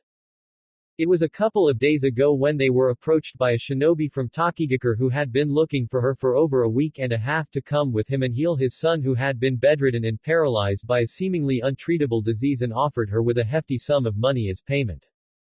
Normally, Tsunade would have outright refused, but considering that she had a bit of financial trouble over the latest loss of money at gambling and that he was very desperate for her to heal his son, that it would make her feel guilty if she refused after all the begging that he did to her, she decided to, and not to mention Shizune's insistence that they must help, Tsunade decided to take the man's offer and go to Takigakure. When they reached Takigakure and see the condition of the man's son, Tsunade and Shizune quickly examined him, and shortly afterwards, they determined that his sickness was not something untreatable. At least by Tsunade's standards. However, when the boy began to cough blood, Shizune saw how Tsunade froze up and acted quickly by bringing her out of the room to calm the older woman and ask her what she should do, which the Senju answered thoroughly, albeit rather shakily, as she was still affected by her fear.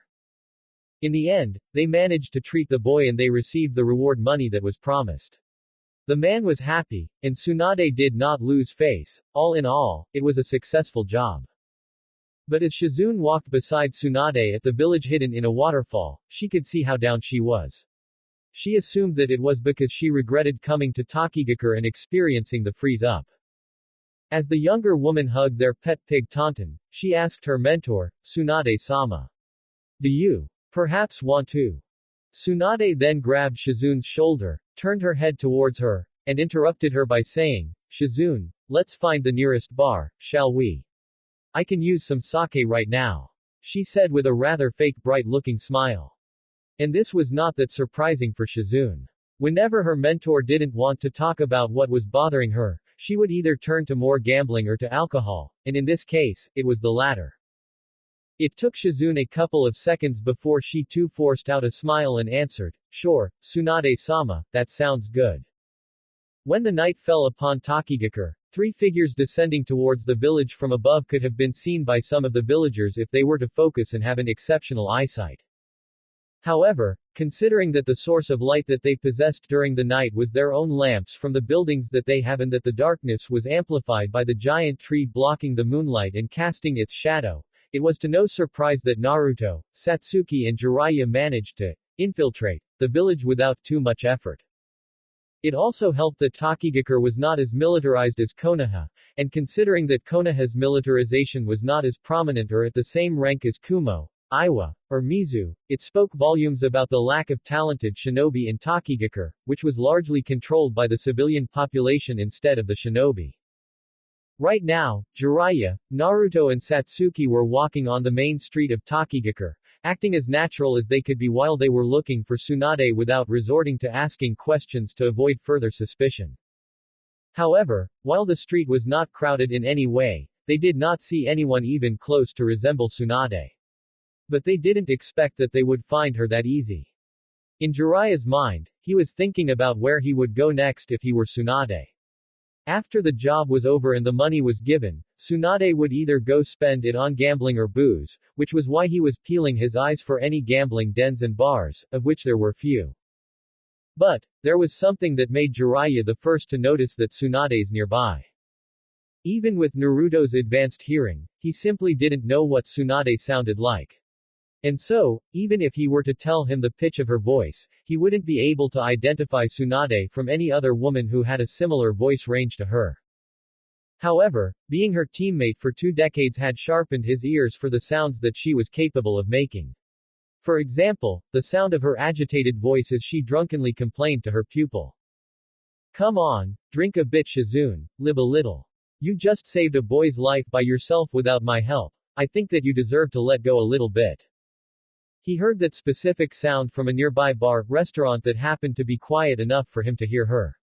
He stopped and turned towards the entrance of the restaurant. Though what stopped Jiraiya was her voice, what made Naruto and Satsuki stop was the name that the voice was referring to, Shizune, the name of Tsunade's apprentice. This alone would not make them eager to meet the woman who said this, but seeing Jiraiya so focused on the bar which the voice came from convinced them that they have found the woman they had been looking for. Naruto then focused his sight to pierce through the walls to reconfirm their suspicion. And then, she's there, Jiraiya-san, Tsunade, and her assistant Shizune, occupying the chair-less table on the corner. Judging by her slightly reddened cheeks, she's somewhat drunk while her student isn't. Naruto informed the older man and Satsuki, shall we go inside? He asked the hermit. Jiraiya nodded at Naruto before saying, very well, but leave the talking to me first, okay.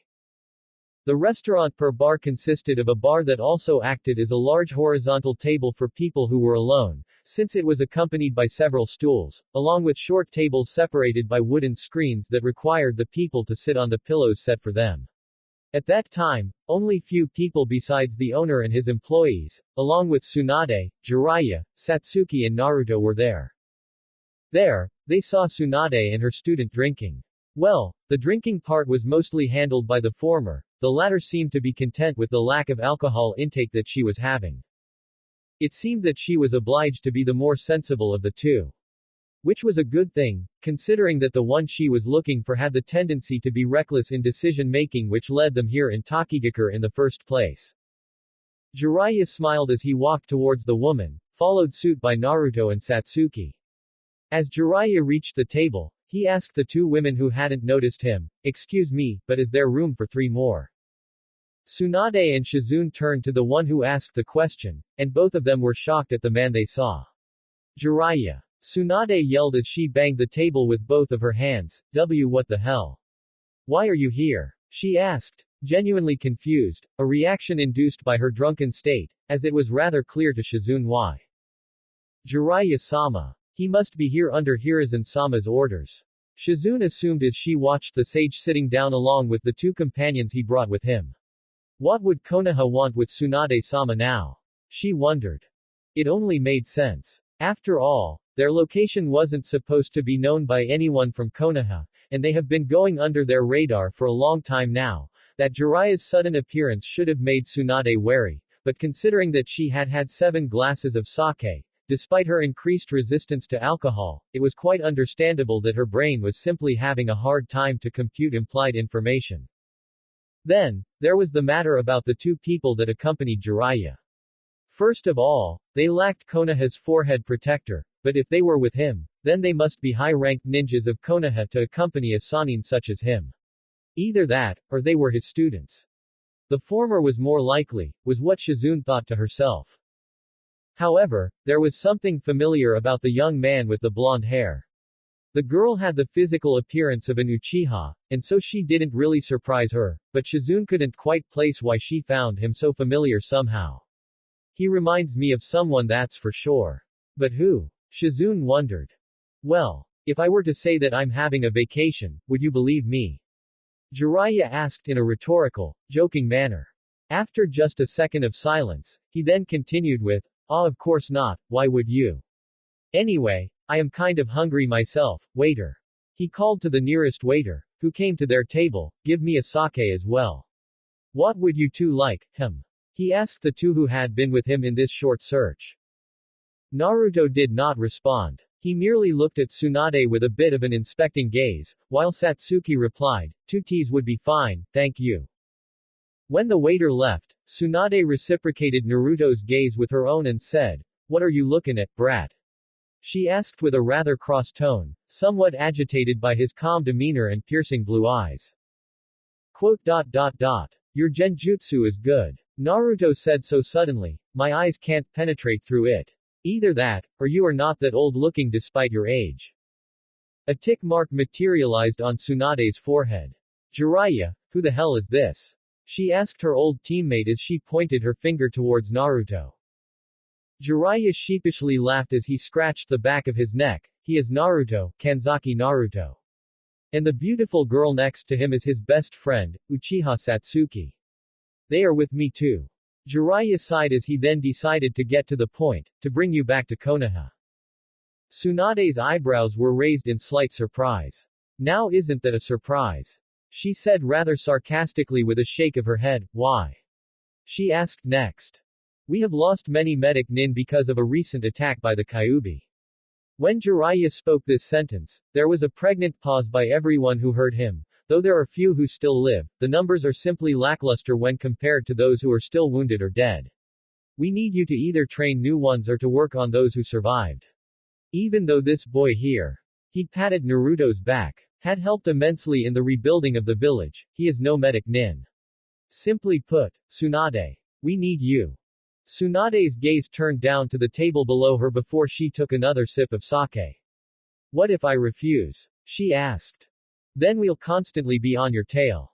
Naruto's sudden answer made everyone turn to him. He looked at Tsunade with his piercing blue eyes and continued, until you agree, we will always follow you wherever you go.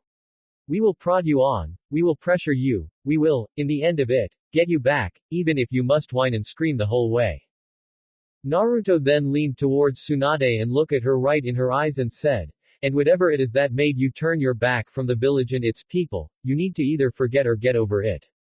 The village needs you and they have always needed me. Tsunade rebutted, and what do I get in return? I lost my brother and Dan at war, do I not deserve a break?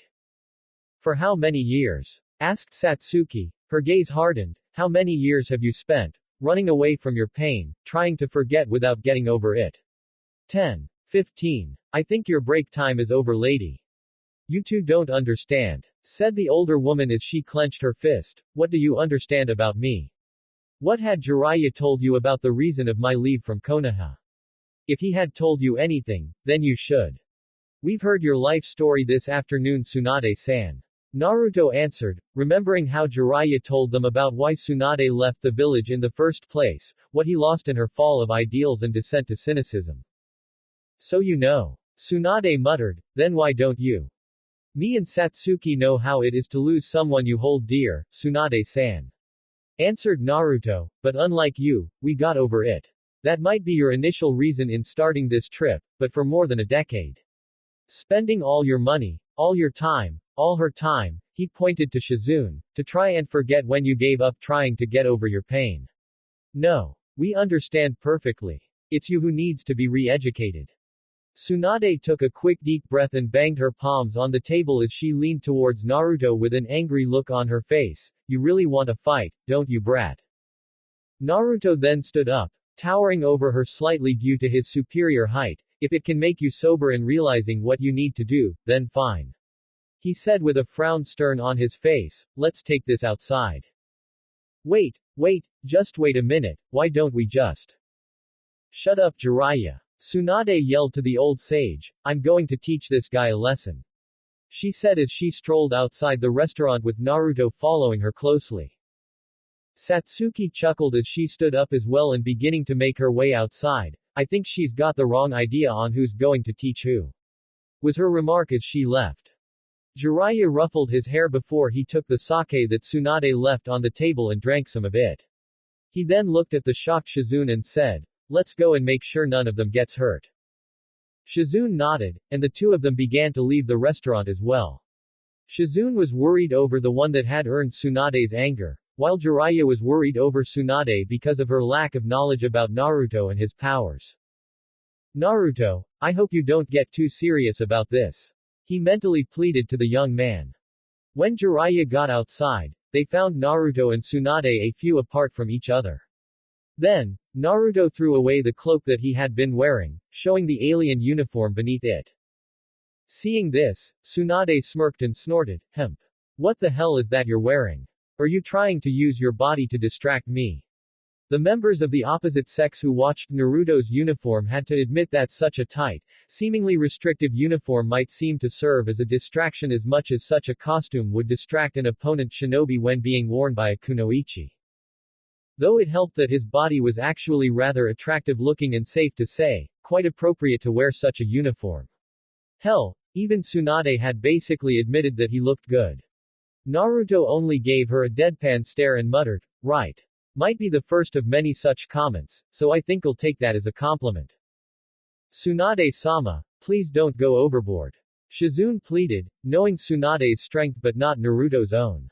"Oh, don't worry, Shizune. I don't need to use full power." Tsunade said, "Maybe just a half.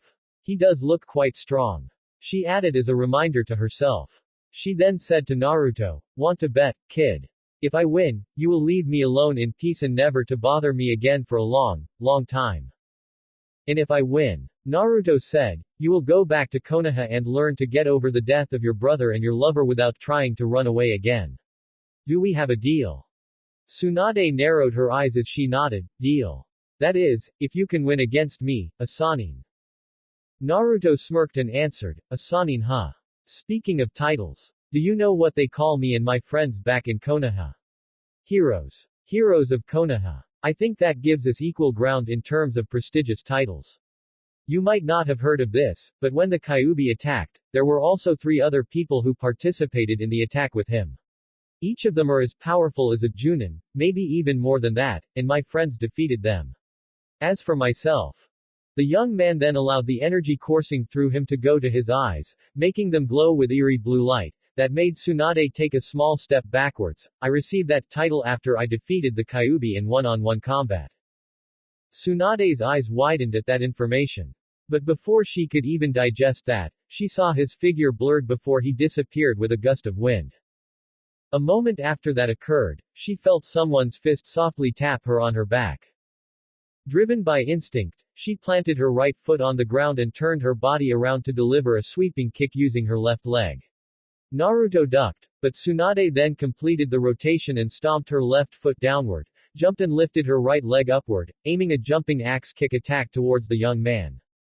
Naruto merely lifted his opened left hand right in the middle of the kick's trajectory in retaliation. With a yell, Tsunade dropped her leg, and Naruto met it with his hand, absorbing the blow and redirected the force to the soles of his feet, creating cracks when the attack landed.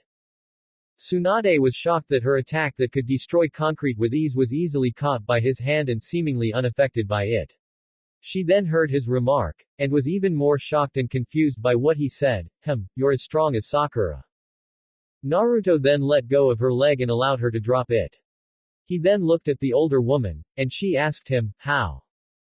His reply was a smile and a question that was meant to be rhetorical. "I am not able to perform any high-level jutsu, how do you think I defeated the Kyuubi?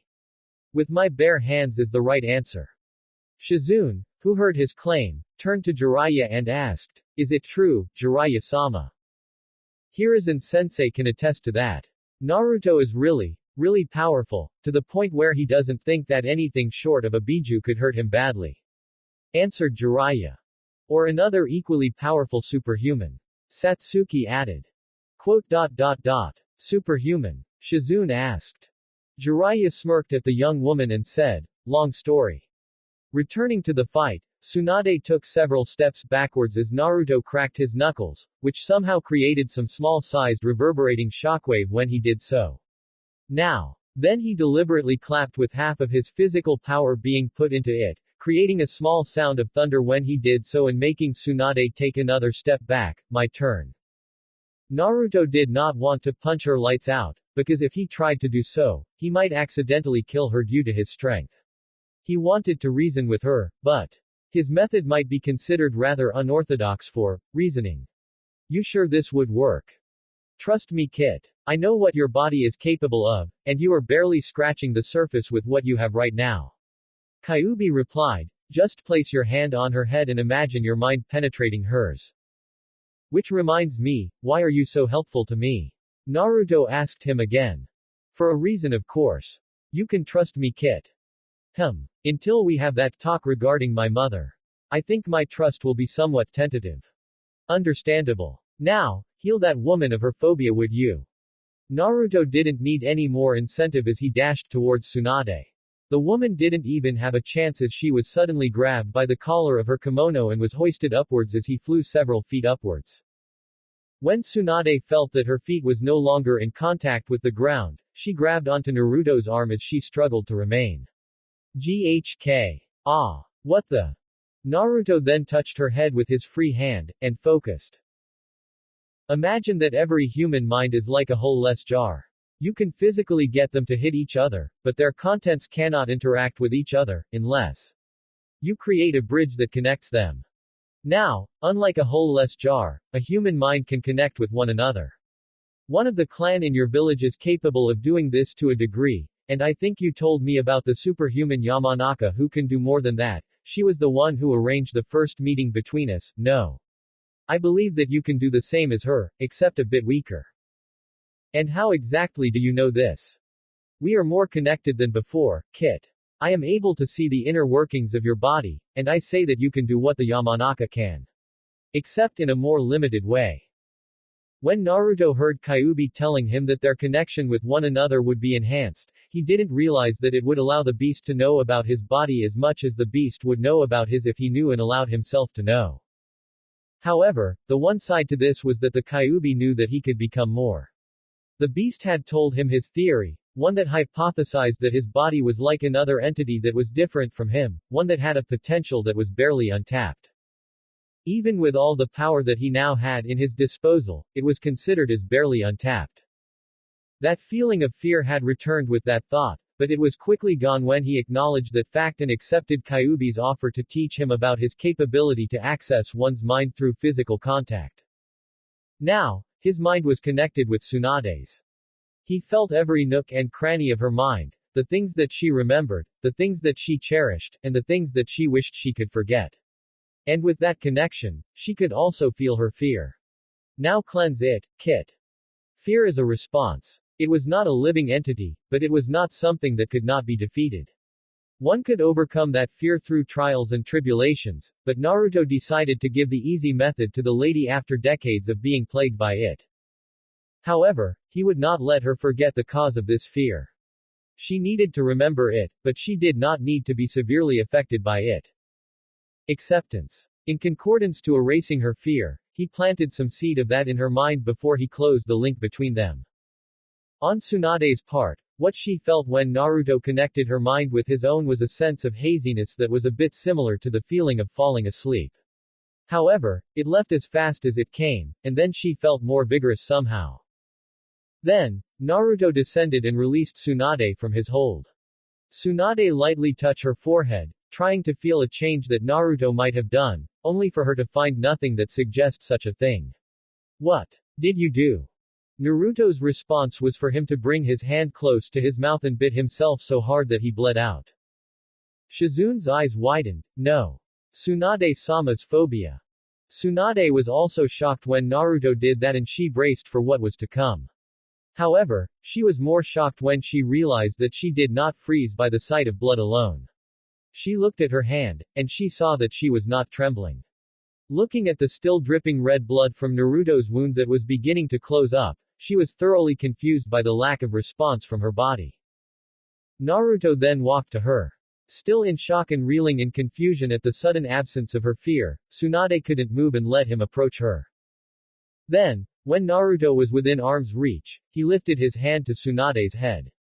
And flicked his finger at her forehead, making her fall on her back as her forehead was reddened and produced a steam thanks to the force that he had used behind that flick. While Tsunade was still holding the spot where she was flicked, Naruto merely came over to her and extended her hand while saying this with a wide smile, "Looks like I win." Tsunade. How the hell did you make me not afraid of blood anymore? Tsunade questioned Naruto as she leaned closer over to him as they all walked towards the exit of the village. I know it's you who did it. Now, I'm not angry at you, I'm just curious. Curious regarding the why or the how. Naruto asked her back. After the end of their fight, Jiraiya urged them to leave quickly, and so they did. After all, their fight earned the attention of many people. However, they managed to quickly evade them, and now, Here they were, about to leave the village through the waterfall in a discreet manner. The how. The why is easy to deduce. You want me to go back to Konoha, but if I still have hemophobia, then I wouldn't be so effective at healing someone, so you erased it, but how you do that is what bugs me. I also want to know how, Naruto, said Satsuki as she walked by his left side, looking at him with a curious expression plastered on her face. What you did. It seems similar to Ino's ability. How did you acquire that? Naruto looked at Satsuki for a couple of seconds before he patted the center of his chest twice. Satsuki's lips formed into an O shape at the understanding that she achieved through his gesture. Tsunade frowned at the answer that he had given. To her, the gesture meant nothing, but to the young Uchiha, it clearly had some meaning that answered her question somehow. What does that have to do anything? I'll answer it later, okay, Tsunade-san. Naruto said as he extended his hand to push the older woman away a bit. I'll provide an explanation later because it's really a long one if you want me to elaborate. For now, let's just get out of this place first. Though she was a bit annoyed, she was still more than simply curious about how he managed to erase her fear of blood. It felt strange now, that she could remember the feeling of fear that she experienced in the past, but could no longer feel it anymore. She didn't know whether to thank him or to berate him. At first, the desire to do the latter was stronger, but now that she really pondered about the idea that she could not be afraid of the sight of blood anymore, she was more tempted to do the former. Still, that did not change the fact that she was really bothered by whatever it was that he did to her that made her so.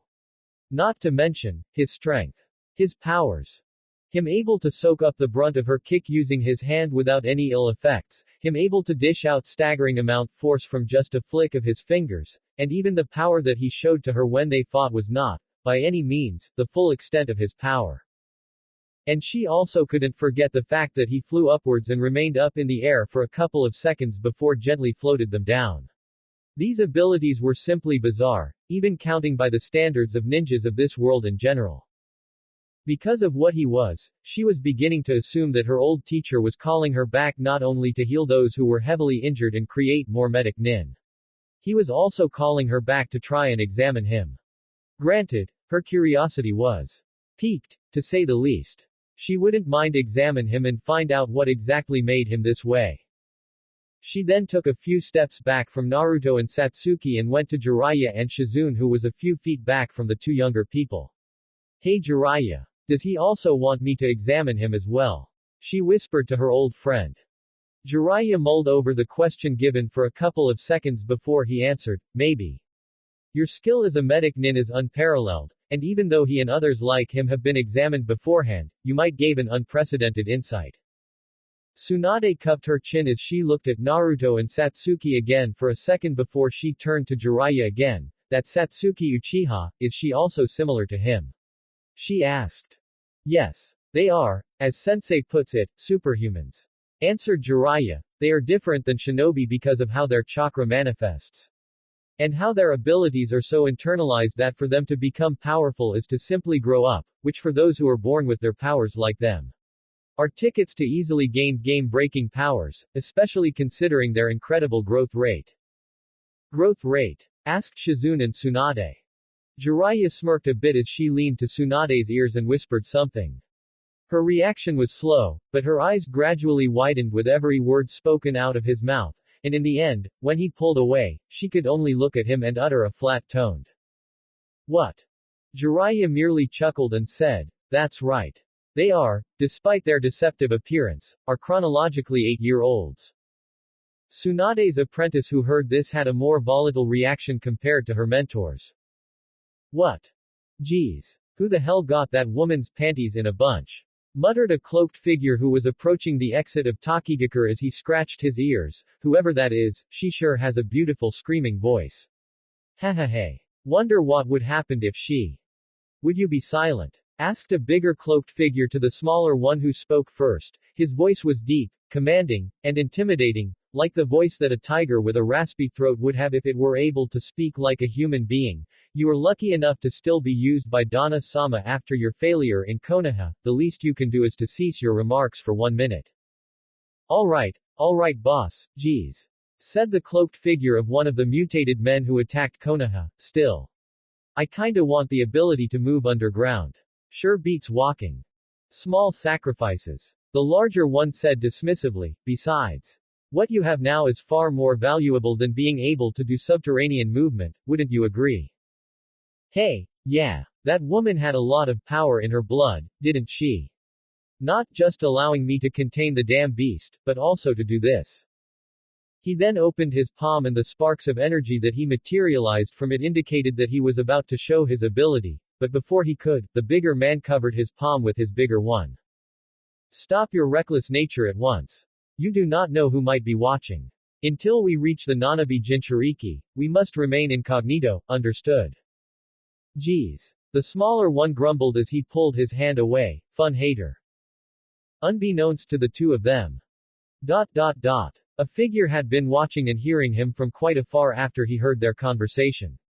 Naruto's hardened gaze was directed towards the two cloaked figure who were nearer to the exit compared to him and realized what they were after he focused his sight. Kit, do you smell that scent from them? Kyuubi asked. It's the smell of rotting plant. This stench belongs to the men of the Uchiha. And they are coming from those two people. Who are they? Naruto asked the Kyuubi as he began to walk over to them, ignoring the look that he received from Satsuki and the others.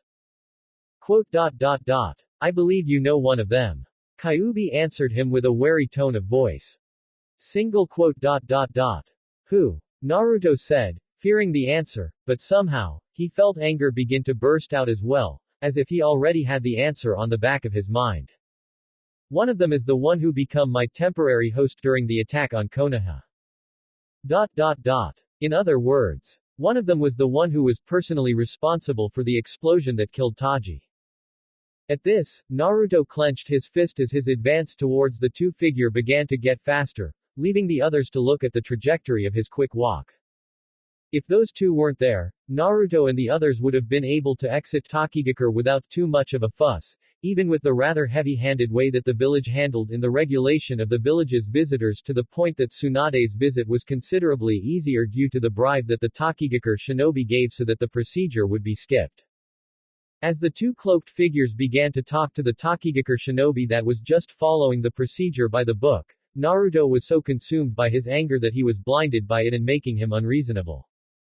Naruto, what are you doing? Satsuki spoke to him as she followed him and tried to make him stop and talk. However, he didn't stop. And when Satsuki said his name, the two cloaked figure turned their heads to their position, and the eyes of the smaller one widened when he saw Naruto approaching them with such burning hatred apparent in his blue eyes that seemed to glow. Oh fuck. Oh fuck. Boss. That's the boy that absorbed the fox. The larger cloaked figure remained calm, stoic, and silent, even as the smaller one began to use him as a cover and hide behind his back. Then he began to walk towards Naruto in return.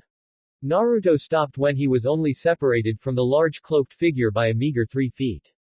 The man easily towered over him. He even towered Jiraiya by at least 2 feet, giving him a menacing height of 8.4 feet that was simply gigantic compared to Naruto's 5.10s, requiring him to look up to look at the man's head. This one smells different. The Kyuubi relayed to Naruto. Judging by his scent, it seems that he's the stronger one out of the two. Kit, be careful. Though Naruto heard what the beast said, he did nothing that suggests that he was taking the information. Instead, his body language indicated that he was preparing himself for a bout with the large man. The larger man sniffed the air around Naruto as he tilted his head slightly towards him. I can smell the fox's scent coming off of your body, boy. Congratulations on being a Jinchuriki, he said with a rather condescending tone of voice.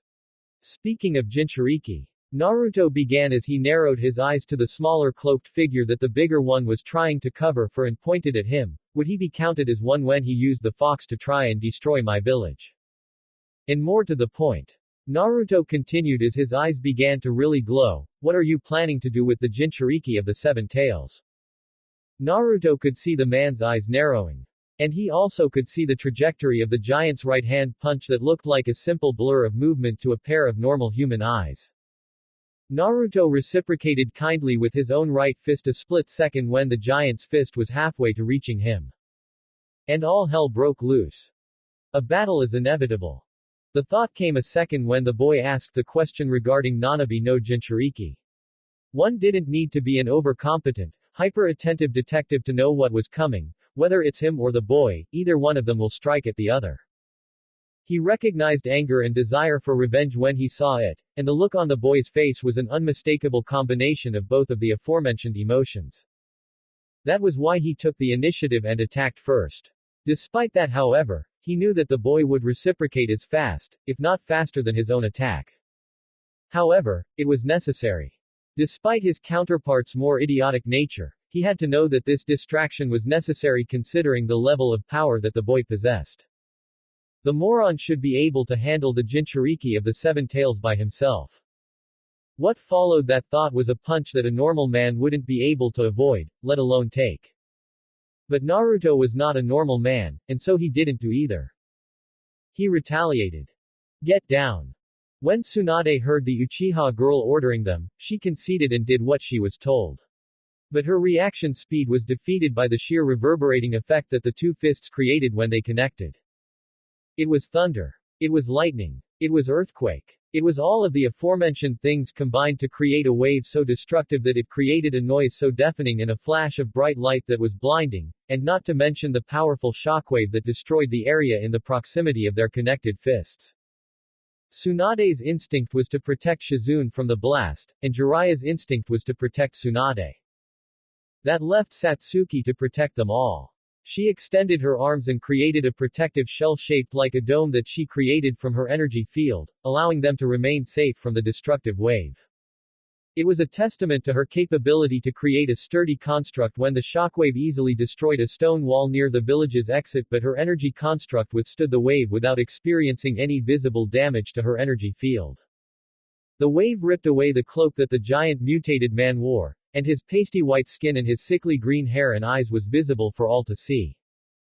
However, there were black veins spread all over his body, and the build of his body differentiated him from the other. His muscles were dense and very pronounced, there were spikes jutting out of the joints on his body, and if one were able to use a microscope and examine his deceivingly smooth-looking white skin, they would see that he possessed microscopic-sized spikes on the skin, like a shark. Those traits gave his visage a more monstrous quality, especially when Naruto scrutinized him with his enhanced sight. At that moment, their fists were still connected. However, at the blink of a human eye, they moved once again. The giant mutated man pulled his right fist back and moved his other fist to attack Naruto. However, Naruto's response was to cock back his left arm, as if poised it to strike at a moment's notice, and leapt towards the giant's head and struck his head right at the moment where the giant's fist could have hit him had Naruto didn't move from the previous spot. The attack sent the giant flying through the thick stone wall and out of the village. Naruto then turned to where Satsuki and the others were, and he saw the protective shell that she had made around herself, Tsunade, Jiraiya and Shizune. He saw her calling the energy field off, and then she said to him, Naruto. Why are those things here? What did they want? Naruto answered without walking closer to her, they are seeking the Jinchuriki of the Seven Tails. For what purpose, I do not know, but I'm going to stop them. He then turned to where the smaller mutated man were before, and found him gone from the spot. Shit. Satsuki, did you see where the other went? Satsuki nodded, and then she asked with a resolute tone of voice, do you want me to chase that one?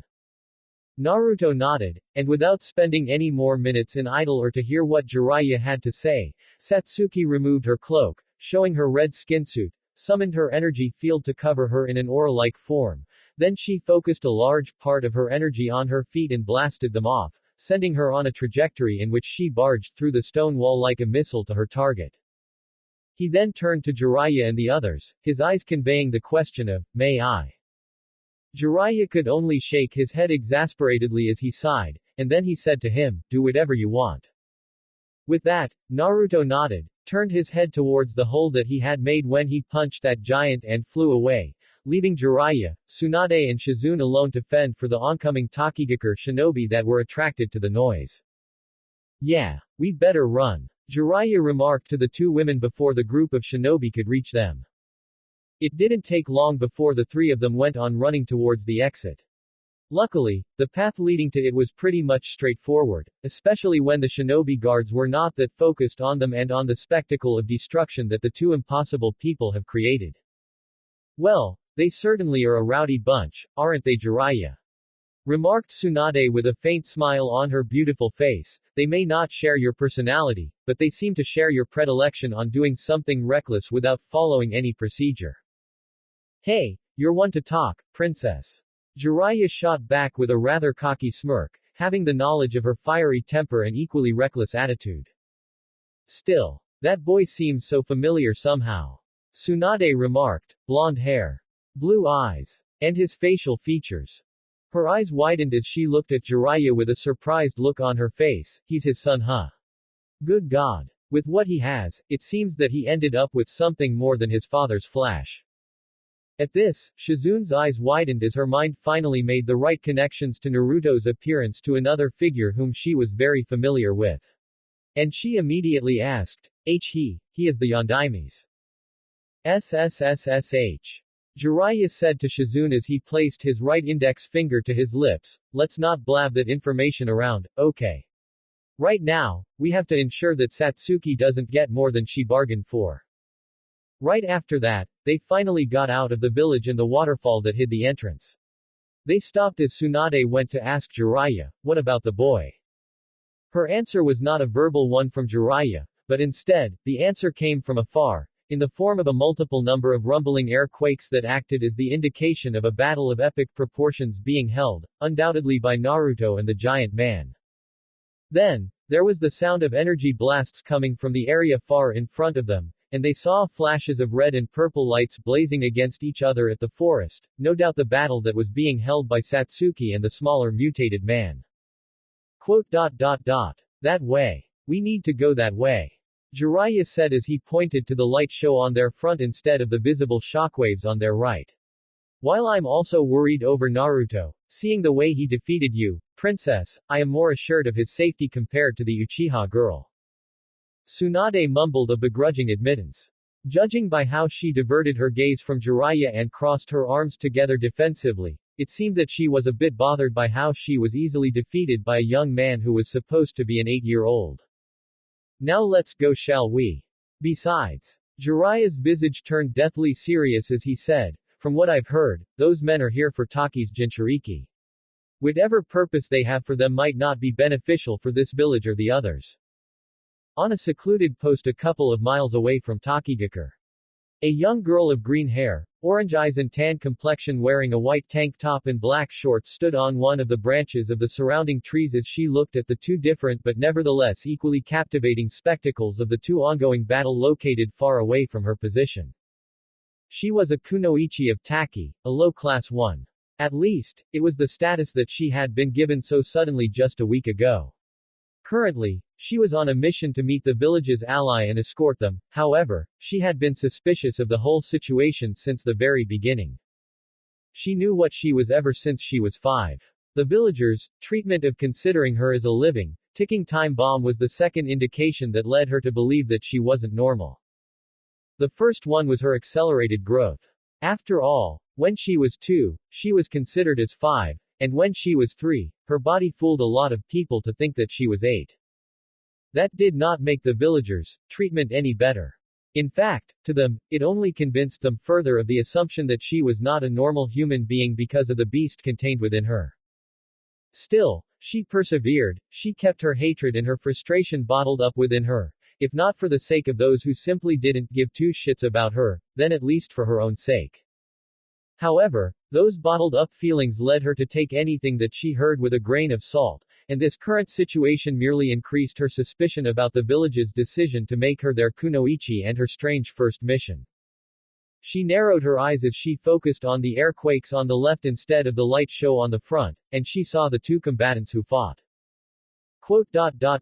Huh, that's a strange-looking man. She remarked, and that's a strange clothing that the other's wearing. Do you think one of them is seeking to kill you, Fu? Fu sighed at what the beast inside her said, I do not know Shumei.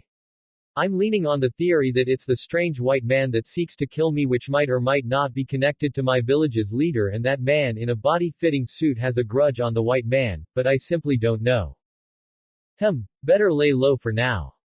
You read my mind. Fu said as she sat in a crossed legs position, Content on letting things flow for now while keeping her senses sharp for other people that might seek to capture her or worse.